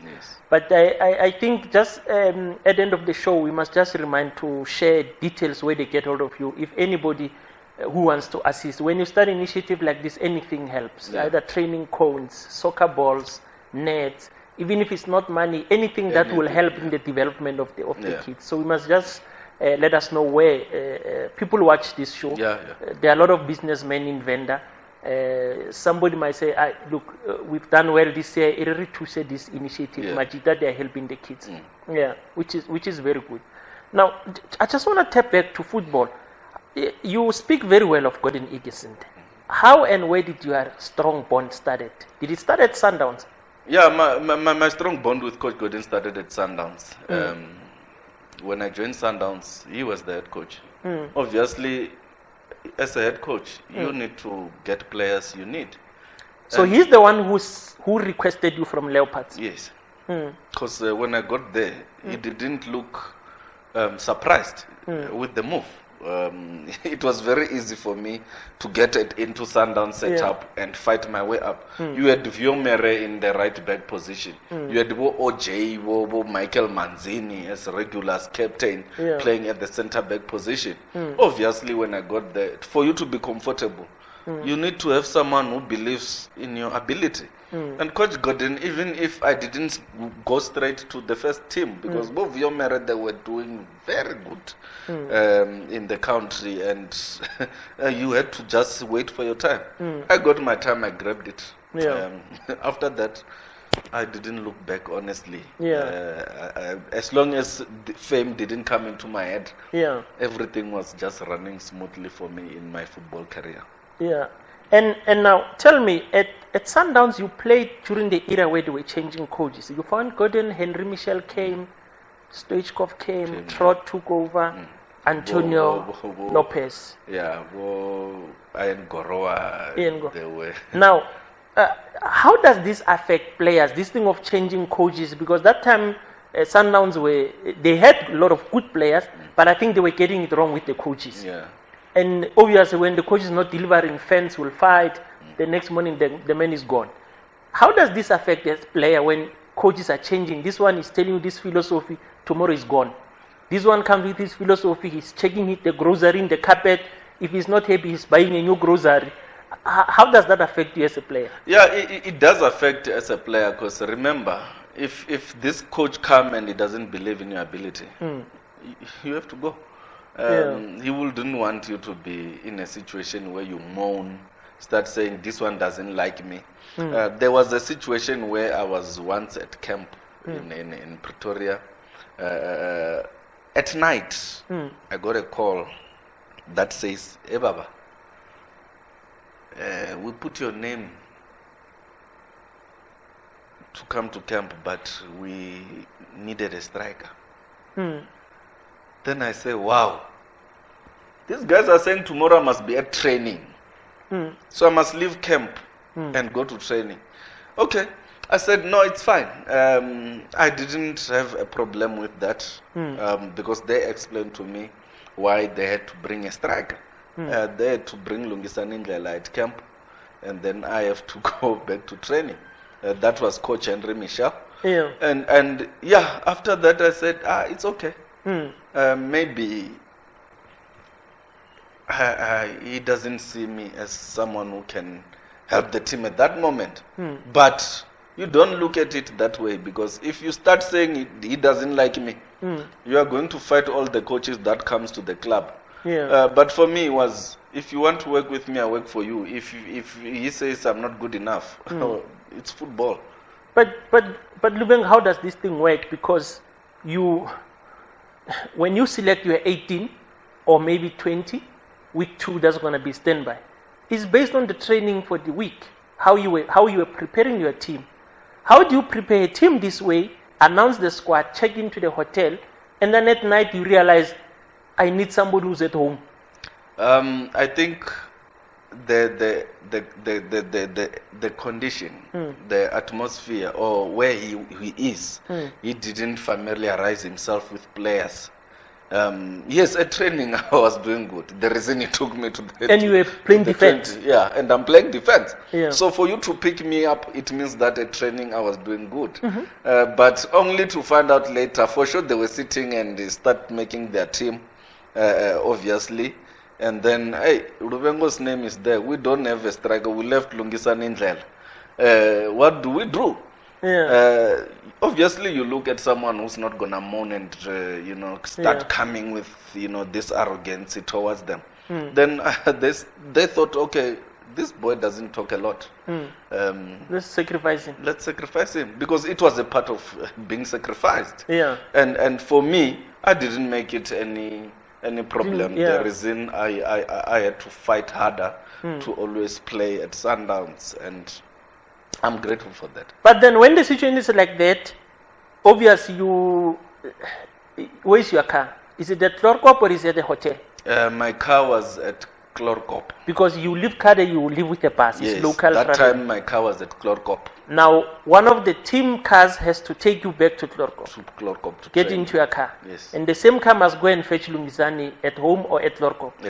I think he was fetched in the morning. Yeah. He came to camp. In the morning of the game. In the morning. He arrived straight to camp. Yes, to camp. And to play. Yeah. But isn't sometimes issues like those realize, this team is great, it's because good players, it has money, but sometimes maybe organizationally, in terms of depending who's the coach, it's not proper. Yeah, and that's why we started maybe seeing Sundowns delivering after Pizzo arrived. Yeah, because all the other coaches tried. If you hear my story, it really says organizationally, there was something that is not right. Because if it was this era, I don't think that will happen. Because you have your analysts, you have all these people who have to do their job. I mean, if something like that, where you take a player from camp back to training, and then you bring another player to the game, that should say something. But it says the preparation during the week, you didn't know who's the opponent, you didn't analyze. Yeah, so now you see you realize a day before, no, we are playing these guys, we need a tall striker. Yeah. So you see now, when you have people who are organized, and you have people that are coming from overseas, and they come and not familiarize themselves with the line of work and stuff, you get lost. I think that was very bad for them. But fortunate enough, they were dealing with professionals. If it was a young boy who's not disciplined, he was going to make noise to Sundowns. I see this coach doesn't like me, release me. I want to go somewhere else where I will be appreciated. But I kept it cool and say, let's move. Yeah. And then now came Histro Stoichkov. I remember at one time between you and Papy Zotwan, you didn't know which Papy. You call you Papy 1, Papy 2. So it was Papy 1, Papy 2, yes. Yeah. so there's Papy who's a defender, there's Papy 2 who's a midfielder. Yeah. But I always respect Grootman Naga Papy Zotwane, because when I was watching them, Bo Papy, they were already there. Bo Papy Komane, I was named after Papy Komane, obviously. Hudzani, will say, hey, you play like Papy Komane and all that, the legend, and say, okay, no, that's fine. But when I got to Sundowns, when Papy comes, it was Papy and Papy 1 and Papy 2. Yeah. And I know when Coach Risto calls Papy 1, then I know it's me. The Papy defender. 2, then I know it's from Papy the back. Zotwane, It starts from the back to the middle. Yeah. And how was working with that guy? Because one of the things that still puzzles most South Africans is how that guy left. Because it seems like he left, nobody didn't see it coming. Risto Stoichkov was a brave coach. Remember when you played soccer to the top level, there is a bit of arrogance in you as a coach. You can't be too soft. Risto Stoichkov was arrogant, an arrogant coach, knowing his story and believe in what he is doing. If you question his work, Risto will fight back and say, I want him to play. I mean, he played me and Sianda Tulu. Sianda Tulu was very young at that time. Now at least I had experience already. But Sianda is a youngster from Alspak Tawana, if I'm not mistaken. He comes, he put that boy next to me. He trained me and Sianda, and we become a gel. And if you check, Sianda Tulu became a great player when he was playing with me. And at that time, I knew every week, if Sianda doesn't score, it will be Luvhengo scoring. Just because those guys will train you. And most of our set pieces, we will train them till we perfect them. The reason Sianda will bring the ball back, if it's put at the back, he will bring it back, then I finish. If it is me at the back, I'll bring the ball back, Sianda will finish. And that's how I think I enjoyed my football as well when Christo was here. And I still believe he left Sundowns early. But sometimes, as is the case in most South African clubs, that you might be a coach, but there are still people up there who will want to control you, who and when to play. Believe you me, South African football, most of the teams, we can run away from that. Recently, kuna mamaiki nani, where an analyst will talk to the coaches, will be telling you, check that number 10 is moving inside. And you can just imagine as an assistant coach, listening to this guy. Pella, you have to pass the message to the head coach, because when I see a man and give instruction to that. And I think, yes, it's modern football, but control. Some gets to the bench with cell phones. Where they will be called by the owners of the club to say, Baba, keep Lomjita out. I've seen that happening, and it happened to a lot of teams. Just like the Mutis and all that. There are certain things that people believe in, and you can't run away from that. Yes, they will hide it. It happens inside. Remember, in football fraternity, what happens here stays here. Some of the stories you only hear from us when we are retired, because you are not saying people have been bad. You are just saying, this is my life experience. Yes, this is what happened. This is what happened. But now, let's come to issue. You mentioned how close you were to Ace Lerato. And I know Ace had a special relationship with Gordon. Gordon knew Lerato's shortcomings, and he knew he can win him a match, irrespective of where he slept, or how many times he trained. As a teammate, you know Renali D-boy, this guy had in the pitch, we stand a chance of winning. But off the pitch, you know he's not proper, he's not organized. How does it affect you as teammates? Do you get a chance to talk to him, to say, my boy, so it can be better, or you just say, hey, as long as I just net? I think at Moroka Solos, we had a disciplined Mahrotuman, Macbeth Sibaya, Goodman Mazibuko. I think Goodman had left. I didn't play with him. We had few people. Lerato was my roommate in every camp. When they were in the bus, he will sit next to me and all that. He knew I'm very disciplined, and I always talk about discipline all the time. Yes, he has his life. He has to live. But I made sure. And there was this time a driver transport for swallows. Averega thing. Tatem Charlie or somebody after him? Not Tatem Charlie, but Utrovofet man, Barma Brajef. May his soul rest in peace. He will make sure that Lerato comes to training every day. And obviously, now as a friend, I look at him and say, but Dinsa. We will make sure that he trains. Yes, it's not easy to change TK if TK urata that kind of lifestyle. And there are certain things that people don't even know about Lerato. They take Lerato as a bad person, Lerato this, Lerato that. As a brother, I saw certain things were wrong. We tried fixing those. But it's not everything that people say and Lerato bad. I took Lerato to Venda with his crew. We made sure that there's discipline, and we ended up playing fun soccer, Coco Groundung, just because at that time we were just going home to relax, and it was after playing our last match of the season. But there are certain things that I liked about Lerato, which is him being humble. Some says he was arrogant, and he wouldn't listen to people. But now I will call him and say, I'm coming to your house. I will go to his house, he will be there with me. And then we chill. I speak to him with his people.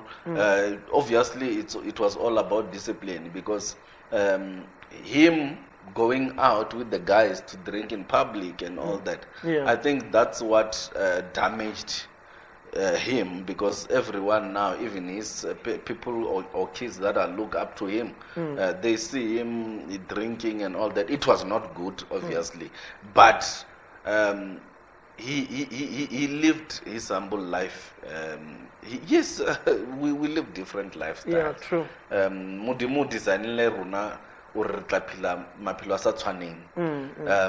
But I still take him as a brother.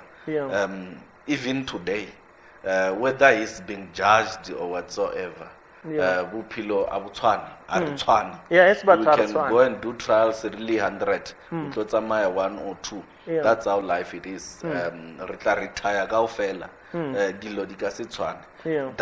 doesn't mean we have to neglect him. Yes, sometimes when people are willing to help you, thuseha le wena, be that person auto relax on what. But if your life is just designed that way, it's not easy.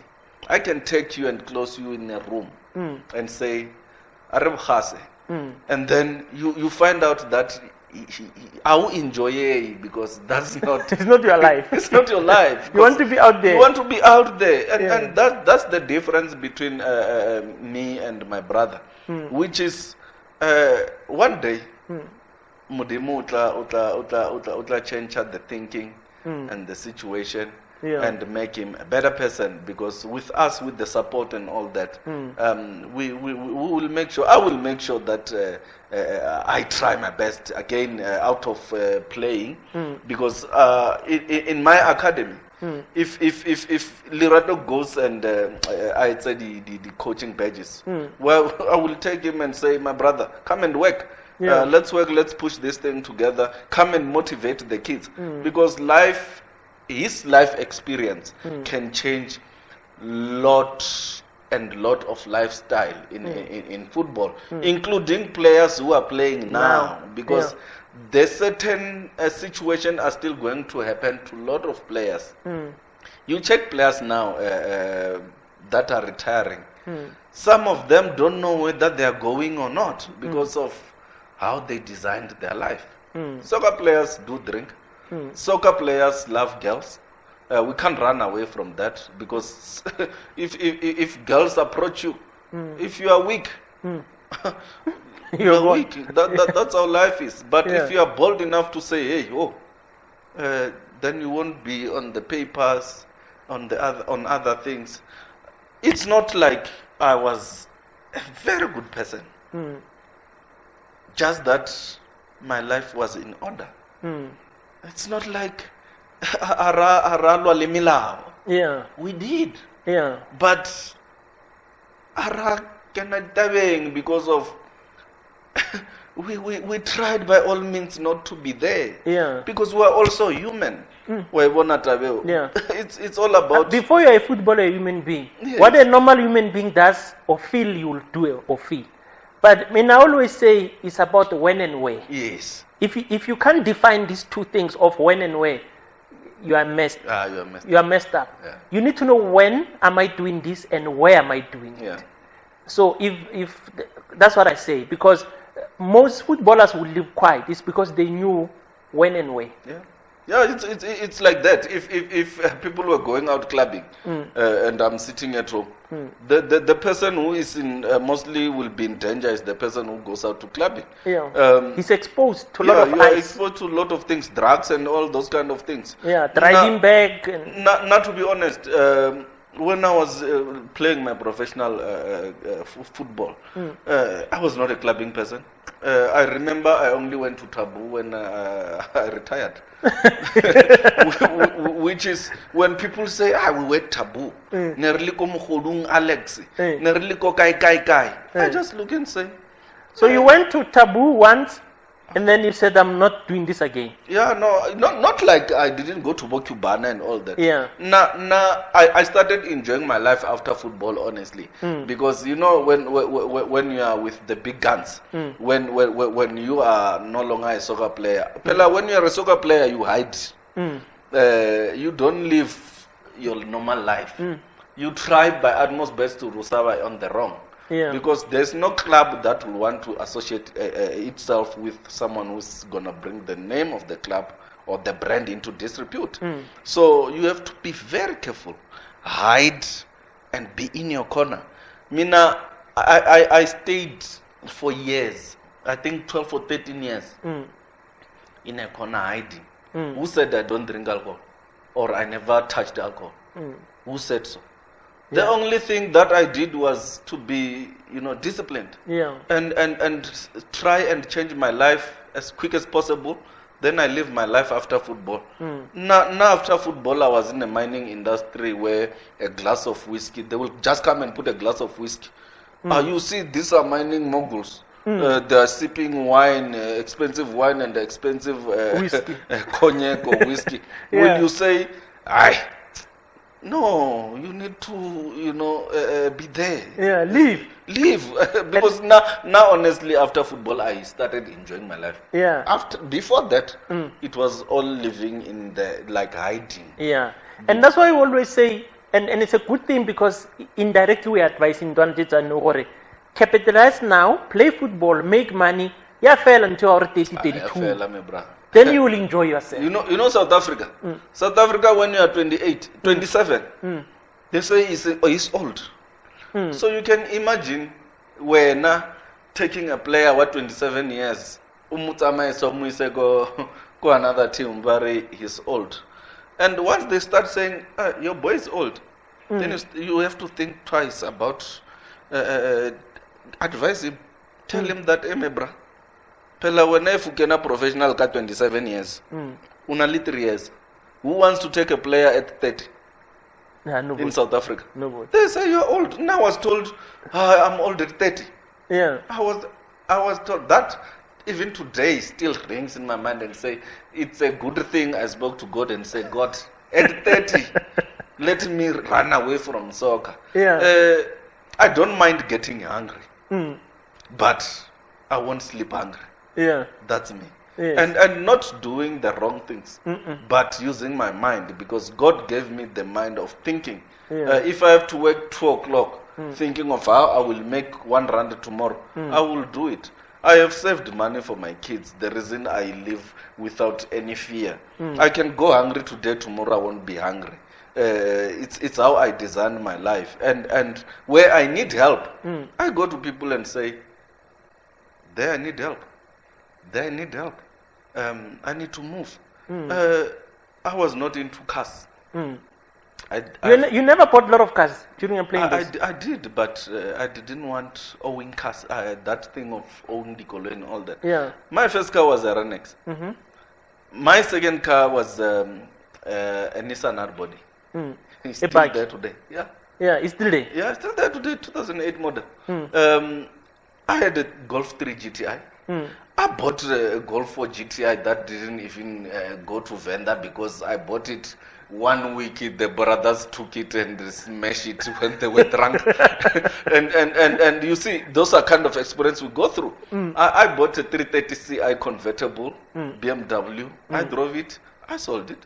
I bought a BMW 2012 model. Yeah. I bought it. I paid it up in 2 years, ball, because I didn't want to quit soccer and have debt. There was time, I remember there was a story written that my car is being repossessed. That when they talk bad about you, they just say, God, bless this guy.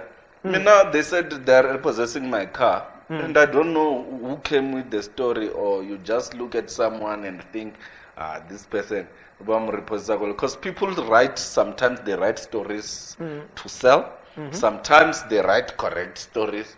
I went and paid off that car. I think I paid 480,000 at once and paid up the car so that I can own it and still live my life without noise on the outside. That was because when you are having or saving money, you don't worry about a lot of things. Yeah. When I left soccer, I didn't have a problem with paying the Luvhengo and stuff. And today I'm still living and I'm alive and kicking, very fresh and clean. Yeah. Just like when they say, test that I run, I say, come, bring it. Yeah. Let's test it, because I know my lifestyle was not that bad. And I know I didn't want to disappoint my kids, because my kids, they look up to me. Even today, my kids come and say, Daddy, how are you doing? Are you good? This is what we want. And if my kid says they want 1 rand, you must give them, because you brought them here. You brought them into this world. Yeah. Do you want your kids to go through the same situation you went through? No, I wouldn't want my son to go through what I went through when I was growing up, where getting 1 rand or going to school barefoot, through that. I told God, I said, help me. I'm not going to allow my kids to go through what I went through, where I will go to school barefoot. People laughed at me. But that also changed my life. Yeah. So basically, you were not reckless, and that's what kills most footballers, that they are reckless during their playing days. Yes. They live reckless. Living recklessly is very dangerous because Chelta Bolo, ichencha mutu. Mutu asativing branded clothes, body Louis Vuitton, Gucci, and all that. When you get your first professional contract, you want to look good, you want to smell good, you want to, go to the barbers, it's about 300-400 rand, which is okay, but manage that 1 cent, because the value of money is important. The moment you start saying, Nagi Kena Louis Vuitton, look at your budget, look at how much you get. I mean, I don't understand someone who earns 20,000 to go to a Louis Vuitton store to buy clothes there. I mean, that's craziness. Yeah. You have a skolotosa 8,000 rand sakoloi. You are renting a house ka 5 to 6, 7,000 rand. Players know first thing they will want to rent a house in Midrand ka 15K. That's losing a lot of money. How much are you putting away? How much are you saving? There are a lot of players that we know that are suffering because of being reckless, being on the papers for wrong things, being a person who spent about 10K in a club. It's killing a lot of guys. And it's sad. When I was head of scout at VFA, if I open my phone even now, players who are looking for jobs, people that are older than me who are saying, Kopansa Mereko. You ask yourself, Utata Muskondle. Yeah. But you can't laugh about it.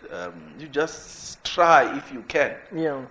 But a lot of players, former players, even current players, if they don't go through body social workers and stuff, most of the people are dying inside.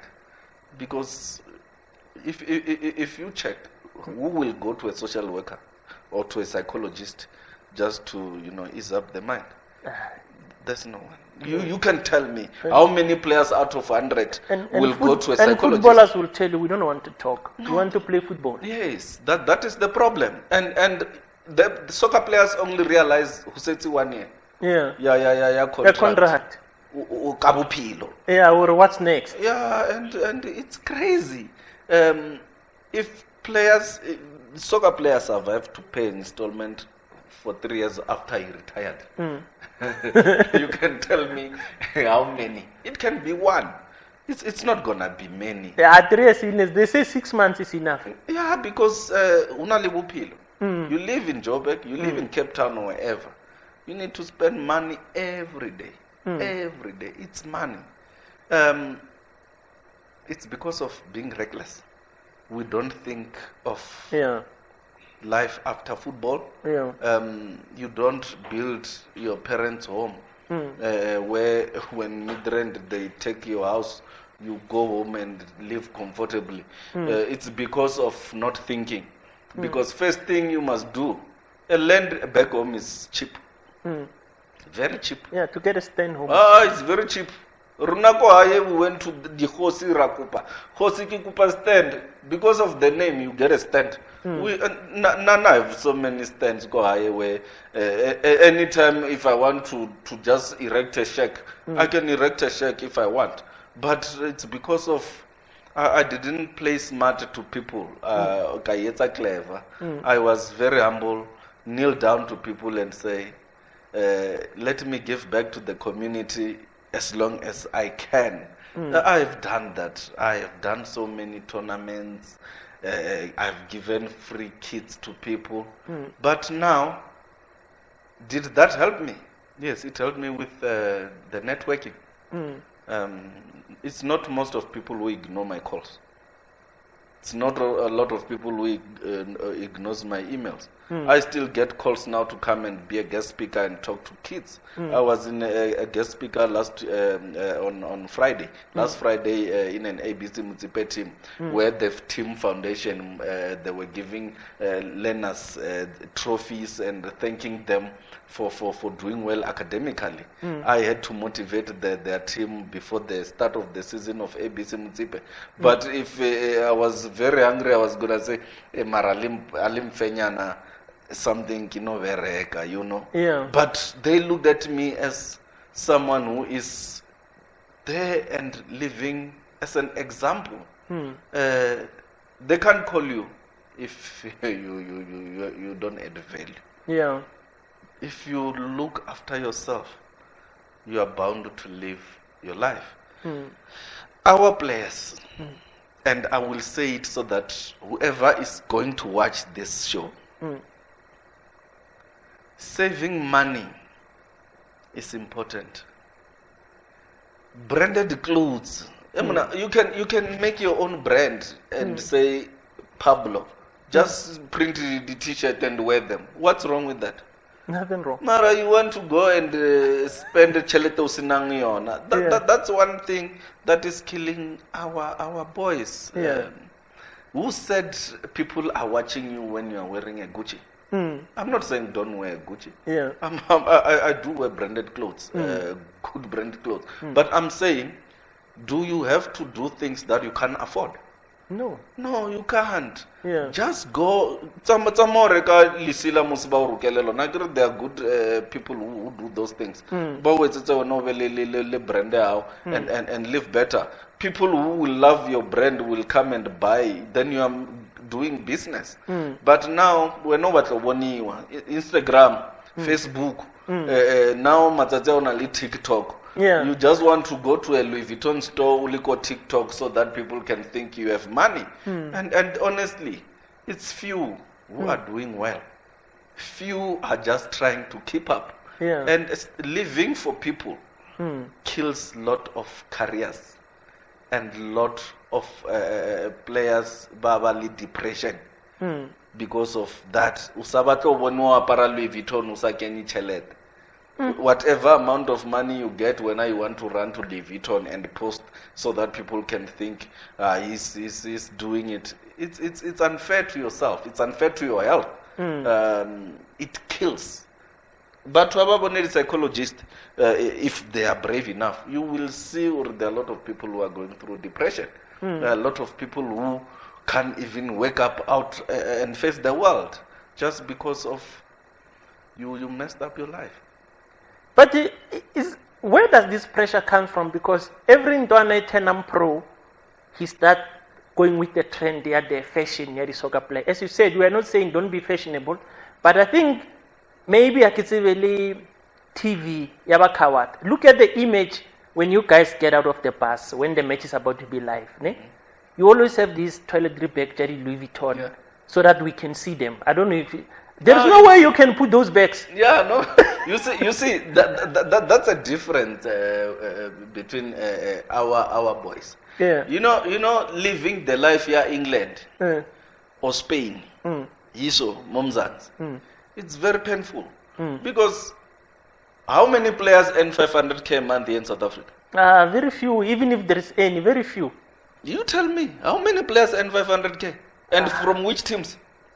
It will have to be the big three. Yeah, so it's quite difficult. Why do you want to keep up with a Sundowns player when you are playing for Luvhengo? Don't, because you don't know what is happening there. Players who will earn over 100k are from certain teams, and to get to that number, you have to be a good player. Asimang Limang will get to 100k. And it's not all the teams that will pay that amount of money. There is when contract ends or when they terminate contracts, people run to teams and start going to PSL and say, hey, this one owes me 1 million rand. I mean, in my football career, I'm owed money, but I don't make noise. So there is money in football that you left? I'm owed money. and Moroka Swallows owes me money. And honestly, I don't make noise about it because one day God will say, but hey, bruh, you owe this guy money. It's there for life. You can't do anything to it. You can't delete it. No, you can't delete it because how will you delete something that is owed to someone and that person worked for it? Yeah. I mean, you can't hear us making noise and say, hey, but that team owes me money. Yeah. I just live and say, it's part of life. But a person who's honest enough will come to you and say, hey, but I owe you money. Because it's there, it's on the paper, it's known. Contract is contract. But I'm not living my life with the money I left in football. I'm continuing with my life, and that pushes me to make more money out of football. Because you don't want to hold back, because you're going to waste too much time chasing that money that is not guaranteed that you'll get. My man. And what delay some of the things that you'll be moving. Now, honestly, I don't want to live with stress. Stress, as I'm saying, living with stress can change your life. Walwala. There are a lot of people who walwala stress. Yeah. Because when you are sitting down, you just think of ngatopa 10 rand. What's it up 10 rand? It's not easy. You must work for it. So we have hands. We can think. Think. The reason I'm saying, what is the use of you going to a Louis Vuitton store and buy Louis Vuitton shades when you earn 20,000 rand? Because a Louis Vuitton shade, it's 5,000 upwards. Why? And you wear that shade and no one compliment you. Then what after? Yeah. What after? And sometimes you don't even have time to wait because you are forever in camp. You know. Yeah, you are in camp, especially if you are playing. You go gymming through, you go camping, you go gaming. You don't even have time to wear some of the things that you buy. No, then the next thing you go with them to training. Like you go gymming, that's where you press one another. I go training because I get But that is going to help these boys who will be watching this show to say they must stop living like they are living. That mentality is very dangerous. And our football, it's not most players who sign 5 years contract upwards. Mostly it's 1 year, 2 years. You go and buy a 1 million car and you have a 1 year contract. Does that make sense? No, it doesn't make sense. What if next year you don't have a contract? Then they repossess the car. You start afresh. Your name is finished. And when you go to this bank, they say, but now let's call it. Is that a good thing to do? No. Live with what you have and save as much as you can in our football. Now, if I went to China, I would have made money, a lot of money. But Moroka Swallows at that time was fighting for the league and stuff. They didn't allow me. And you know, the long-term contract also came. You just signed 4 years. Yeah. You can't go. Because China... You had the opportunity to go to China. Yeah, a big one. I had an opportunity the time we went to China with Swallows, where I was even taken to the dinner. China. Yeah, they told me, we are going to give you a flight here, my man. Yeah. Come here and play here. Yeah. And that old man said, Papi, come and play, I'll give you a flat. He went, we were shown the offices. I was even given a token, which it's a plate that is signed in Shanghai. I was told, you go to Shanghai, you just produce that plate. There's a hotel that you can sleep for free there. I have that token. But that is because I also played my part in China. I played my best football. But it didn't happen. And I believe had I made that move, I believe in me, we're going to be talking a different story. Yeah, because Zakabari Paira Kuma China. I remember there was a whiskey we were given to test. That whiskey, it was a 50 years whiskey. I was told it's very expensive in China. And you can only drink it outside Zaka. Yeah. Asimang lemang. Asimang lemang. Itlala lemang. And it was only 2 players who went to the dinner. It was me and Macbeth Sibai, who were made to taste the best expensive things in China, Shanghai. When you were that side? Yes. But so, I'll check.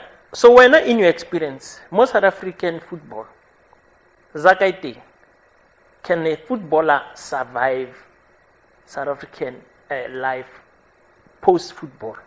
Or what I've noticed, and according to what I've seen in my research, most of us play for fame. Obviously, the team patelang better than Sundowns, Chiefs, and Pirates. Some try, but they fell like I. That's the thing. The respect that a Sundowns player is it the respect that other team players get. No, it's not the same. Some teams respect players as their assets. Some teams see you as wahereza walwela udlala bolo walwini, because you are coming and play against someone who is earning 300,000 a month. You are on 18,000. That is a difference between South African football. If you make it in South African football, you must be playing for big teams only. And the Risajajana or Risajuta. Yeah. The only teams that pay players or pays players well is the big teams. Small teams kudlala fela ayifetsa contract ayifela bawulahlelakwa, you have to go and start doing trial. And now I'm saying, if they start saying itla for trials, think twice. Because it's a sign of disaster. I mean, how do you call Luvhengo Mungomeni and say come for trials, whereas I was in a World Cup camp? Then you want me for trials? What do you want to see? No, I get they want to see Osa that thing. I mean, obviously you can't go out of football and come 3 years later and say a team. Yeah. The team. Then you can go and try. Yeah. But I'm saying. But you are saying if I'm moving from Team A, June 2022, and then it's season like August 2022. About trial. My brother, think about other things to do. Yeah. Because that trials is painful. Trials. Yeah. Take me to the trial. What is a trial? When you get there, Barcloud trial, and you've been playing, you are known. I won't donate your lamb from nowhere. What do you want? Okay, I can give you 2 days assessment. It's okay. Yeah. But 3 weeks. Your trial. Yeah. I mean, and it's a trial. Our paros the sign player. Yeah, you already discriminated or no azama. Yeah, what's and from Chiefs, Pirates, or Sundowns, they say trial. Those big teams. My brother, think twice. Ura the next contract it's to live. I see a contract to say now I'm in it. It's a contract to make you live your life for those days. For those days, I fella again. No, think about your family. Think about your kids. If that doesn't happen, what happens? It's a disaster. It's a disaster. And honestly, once they say you are old, this one is old. Think twice. Do you still want Pella? That's a rejection. And when you are rejected like that, it puts you down. Yeah, it's confidence, drop. It's not most of the people or players who will be very brave and bold to go through that wall and say, you reject me, I will show you. It's few. Most of the players that are rejected turns to alcohol and then they're gone. And that's the honest truth in our living life. Yeah. Most of the players, once they go through rejection, they're finished. I can give example in a lot of players, but I just don't want to name to give names and say this player, because tomorrow I don't want people to say we hate a man. Yeah. I'm just telling things that I know and things that I went through and things that I have seen in football. because football taught me life. Yeah. So that is the situation. Yeah. And I appreciate your thinking, or you told yourself by 30 you must leave this thing, because you know Mom Zanzi wants her 30 matata top. Because I sat with players and I asked them, you started ABC, Vodacom, NFD, PSL. You stayed go PSL. When PSL fades, you want to do the same thing now, you go to NFD, Vodacom, SABA. Why can't you just realize, or no, I've been exposed to the highest level. Yeah. My name is still big. Why must I go the quarter for pre-match meal if I was used to the pasta go hotel? Why can't you let go? That's why I'm saying maybe we think differently. I played Vodacom League straight to PSL. When that started dropping, the relegation of Moroka Swallows, you know what was the thinking? Mebra, think about that life you want out of football. Don't think about other things. Because some they say, no, Vodacom. Now my life was like, I'm not a trial player. I'm not gonna. Do you know I only have one game here, NFD, only one, and that was when I said I recovered from my injury. That's the only game. I never see myself playing NFD league, because for me, looking at myself, NFD league was a stepping stone to my career. Yeah. But to go down again, mebra. What will you get from NFD? NFD players now are still earning 8,000. Kids, young boys are earning 5,000-8,000. Liwe now wahutla. They say, but mebra value how it will. You are Mozibe Championship no. Runa we can afford 15K because you want to continue living. You can't resist it, but you are going to be bold to restructure your life and say, I was paying an 18,000 rent. Now I'm getting 15K. Life changes.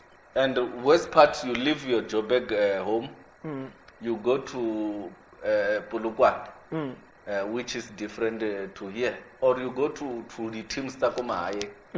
They give you a townhouse, you start paying 5,000 rand. Usalaga 8,000. Skolo sangwana get 3.8 or 4,000 rand.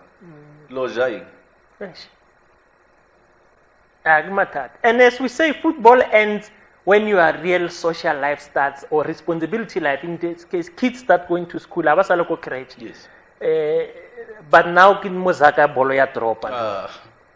Now you have to readjust a lot of things. You need to readjust, restructure your life, which is what are you bringing to kids? Psychologically, you are damaging your kids because kids want to break at school. And you expose them to a certain lifestyle. Yes. When you were playing PSL football. My dad will take me to a mall. We'll go watch movies. When you go to the villages, there are no movies. Then the kids are damaged. That's why I'm saying, how many people go and seek psychological help after football? Or when they're still playing. Yeah. It's nobody. And what I'm saying is, how many teams have those people who will come and help their players psychologically? Yeah. Someone fight with the girlfriend, get arrested, come out of that. Do you seek psychological help? Because that thing builds up. Once you start doing something, it's not easy for you to change it. If you beat up a woman, you are going to continue.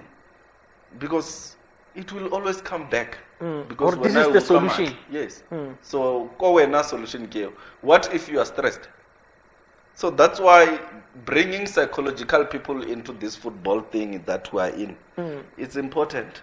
Because a lot of people are dealing with a lot of things.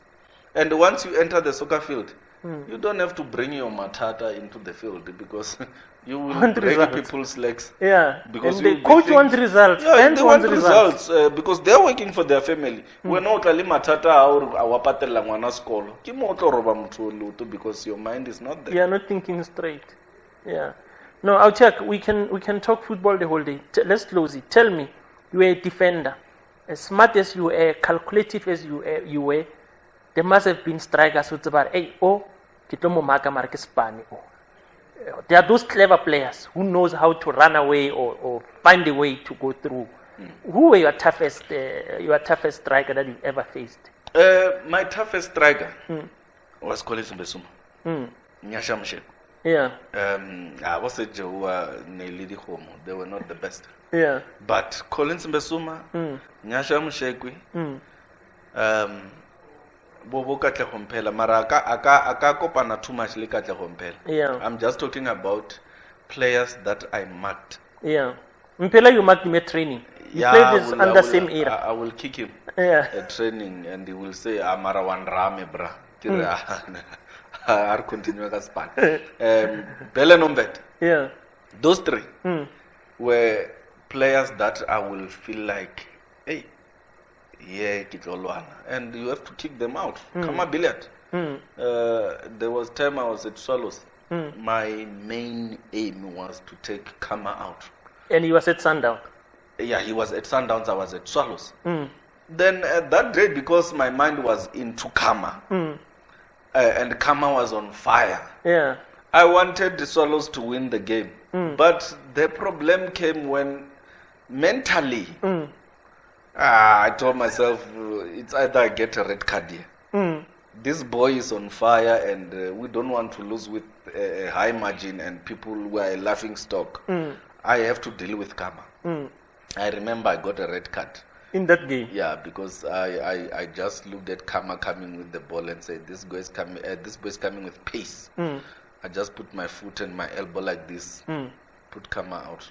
I think that day he went out and I got a red card. Yeah, really too large. Yeah, but that was because to me, it was this boy is on fire and he's murdering people. The only way is to take him out. Yeah. And not to break his leg. Yeah. But to make sure that he's out. He's not going to continue with this particular match. Yes, but that's how I will deal with those quality players. Yeah. And in terms of teammates, who you played with a lot of guys, you can mention as much as you can think of. Who were your best? We are going. I remember the time we won MTN 8. We had Bo Dugudugu Makanya, we had Bo Dihang Mabalane, Bo Bele Nomvet.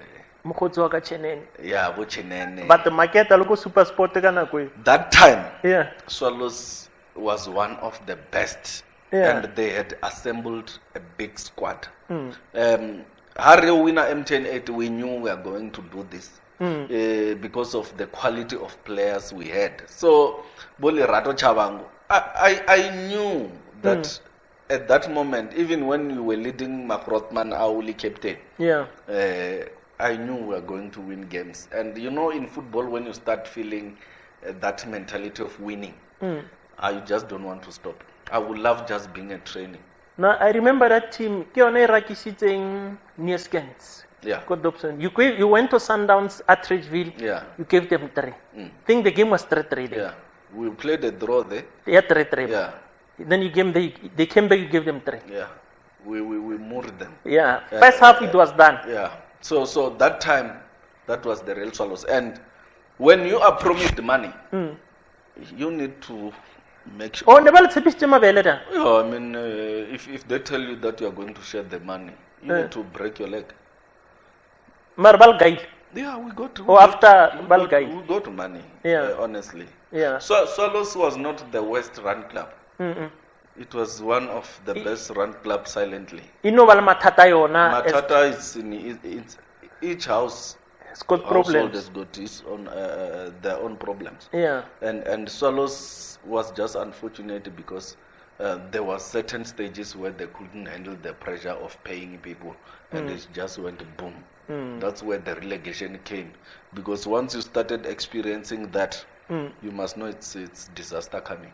And that's where disaster came. Yeah. Because the monies that were there being given to people was slowly fading away.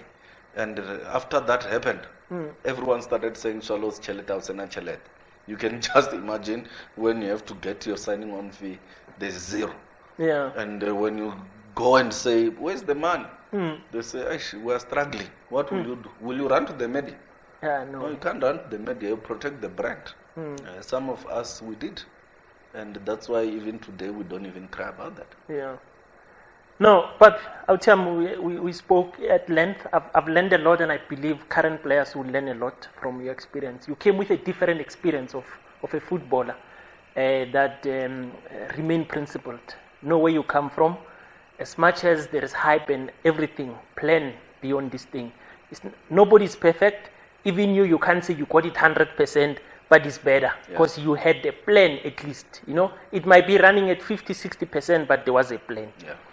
Once again, how do they get hold of you for your academy that you guys have started? I've got social media that they can reach out. Whoever just want to throw soccer balls, whatever, any help. Yeah, I'm very active on Facebook. I have a Facebook page. I have my own personal, which is Luvhengo Mungomeni and Luvhengo Papy Mungomeni SA. I have an Instagram account. I have obviously a TikTok account where I only post good things. Obviously, I only post what I am doing. Yeah. I don't go and post fake things. Yeah. I post what I'm doing. If I'm eating pap and mukhodu or pap le moroho, I will post it if it's necessary to do so. Yeah. But that is mostly where I am active. Not that active on Twitter, but I see the movements of Twitter. But if you want to reach me out, you reach me out on Facebook.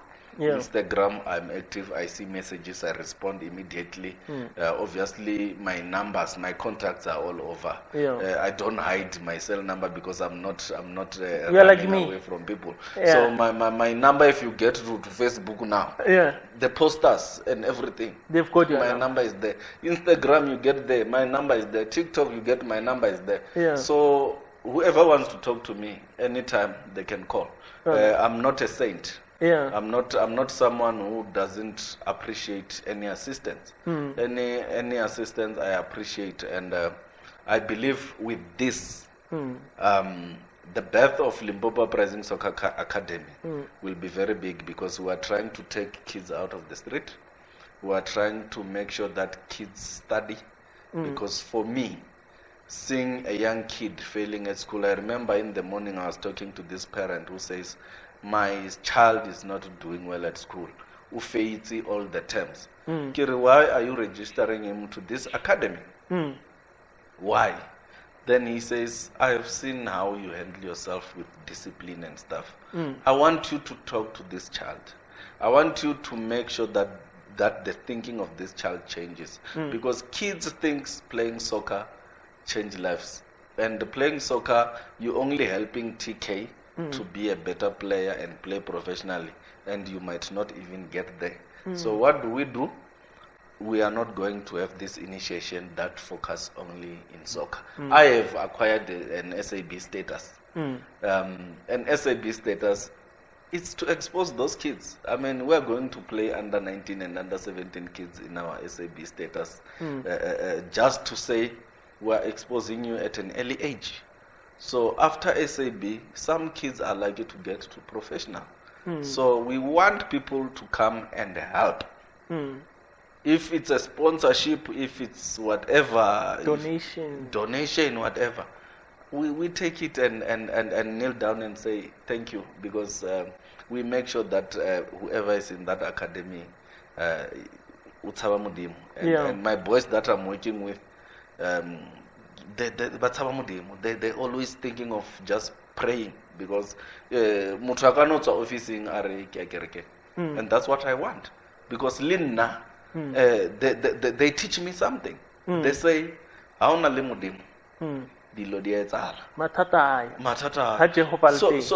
if I didn't go through this academy was not gonna be there. It was not gonna be respected. And the response from parents, it's crazy. I mean, what will I do with 200 kids after starting this initiation 2 months ago? What will I do? You tell me. Yeah, it means that now and the good thing is about the academy, we're creating jobs. Yes, we are creating jobs.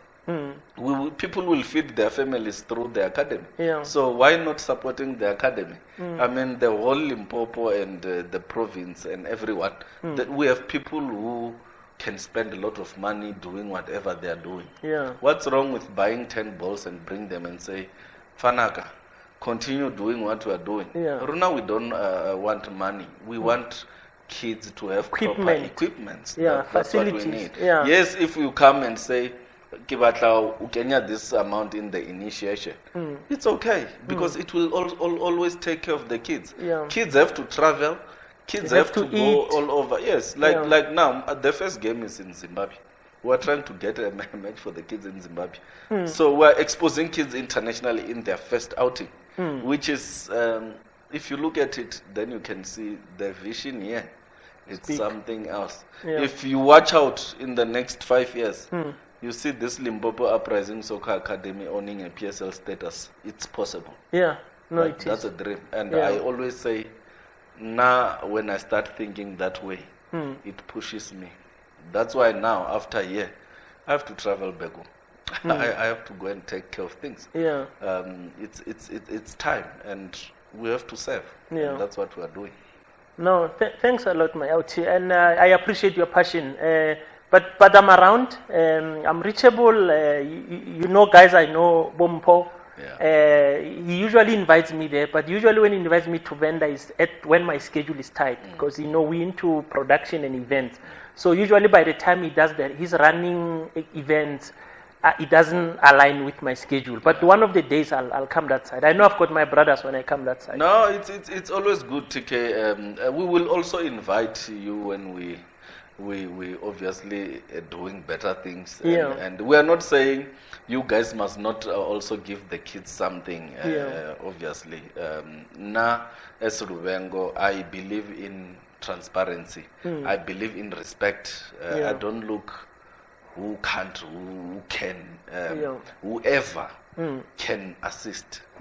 That particular person, whether it's a bottle of water, it means a lot. And I'm saying we will welcome each and every assistance. Don't look at us and think, Amarwai Khona Diman, he will do it. No.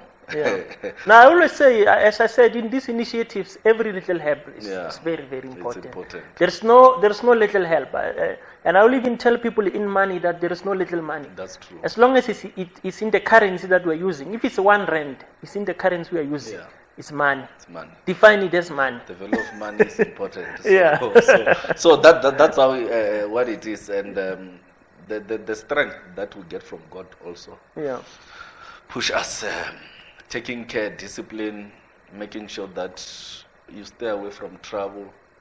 It's important to have time with God. Some of us, we will go and have time with God the whole night. 3 a.m.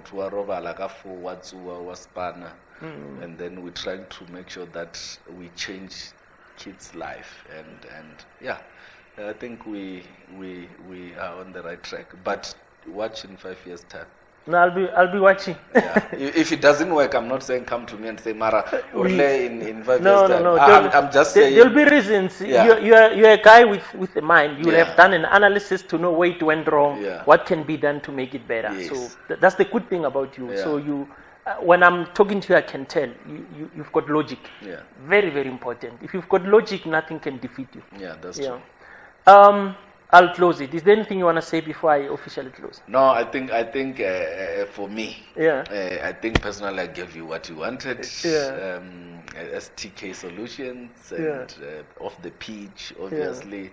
It was nice being here, talking to someone who is knowledgeable of what he's talking about. Because I see you have dug every little information about the person you are talking to, which is, it's important, because you can't, it's not nice to talk to someone you don't know. Otherwise the question you declare and all that. And I wish you the best, and keep on doing the good work you are doing. Respect, humble, and get a lot of former players who are very honest to come and share their stories. It helps the kids out there, it also helps our soccer players currently playing because that saving that little cent is important. Yeah. Some of them, it will help them because that's what they need. I wish the institutions here in South Africa can make you go and work with teams to say, let's talk, be honest. Yeah. We're not saying tell us how much you earn. We are saying tell us the good things you are doing. Tell us the mistakes that you think you are doing. It will help. And people must seek psychological help. As we heard, everything it's all about the mind. A lot of people are dying inside, they can't face the world. No, that's true. Yeah, and as you are mentioning, the aim is to educate, and I always say, we don't all have opportunity to sit in a class and teach 200 people at a go. Yeah. But we've got a platform like this that allows thousands of people to watch and learn. And we get comments from people who says, I'm not a footballer, but I'm learning a lot from what footballers, because some mistakes footballers make, we make as the working class. But the difference is that the working class has a time to recover. By 35, you are mature, you are stable, you fix. But with the football, by 35 is done. So the platform is helping a lot of people. They are learning. Fans now, they've got different perception about footballers. As we started, I told you, most fans thought footballers can fella last line. But it's been proven, or no, it's not the case. Yeah. Yes, some they've got loose screws here and there. You just need to tighten them. But it's what people go through. Yeah. Behind the closed doors. We are from different backgrounds. And tell me, in South Africa, most of the players that are playing our professional league, it's people who are come from disadvantaged background. Yes, 1, 2, 3, 4 nyana. But the rest, they are working for their families to change the backgrounds. And once you forget that, that's where disaster comes. Because there is always after football. Players get mad when someone tells them soccer is a short career. It is a short career. You break your leg today, you are rejected. Yeah. It means that you're gone. Yeah. The insurance payout that comes out, you share with the club. And then how much is it? Will it sustain you for life? No way. No. So they must think that way, that soccer is a short career. There's still life after soccer. Yeah. They must design their life, when they're playing, think about after soccer. Yeah. Because registering a company is 175 rand. If it's not 225. Why don't all the players register companies? Even if you don't know what to do, register a company so that you know, some of the players now they are playing, they are selling the strapping and all those. That's part of business. The reason I say, when you're still a player, have your own brand that says TK. People will love it if you are creative and start buying from you. There's Willard Katsand, who is Moroka. He is selling his brand. And it's growing day in, day out. Yeah. But when he started it, people thought, this one is just dancing, he's crazy. Yeah. He was not crazy. He just know where he comes from. And he doesn't want to go through the same He doesn't want to go back. No, you don't want to go back. So think twice. Yeah. Having a brand is not a sin. Yeah. I'm wearing a brand. I'm wearing a brand. I'm wearing a brand. But Liusa must also wear the branded where we have to come and say, Uruka di kit. Kupa unrukele kit for the institution. That's part of giving back and supporting. And it goes hand in hand. And if you check business these days, chelte it's a maso. And utlabori ki chelte you carry na level because aitwi inamo. That's how people who are successful in business does those things. You have a company here that support this one. This one pays this one, and this one pays employees. Chelte fella onam. And the ali fetso ikra cheletel. Company. That's how people grow. Yeah. And it has to be that way. No, great. Message to soccer players: use your brand. Isali no. Unzo dlala, use your brand. That's it. It was panela after football. Yeah. But from me, TK, it's a wrap. It was a good conversation with Luvhengo, Mungomeni, Papy. Thank you very much. Let's meet on the next episode.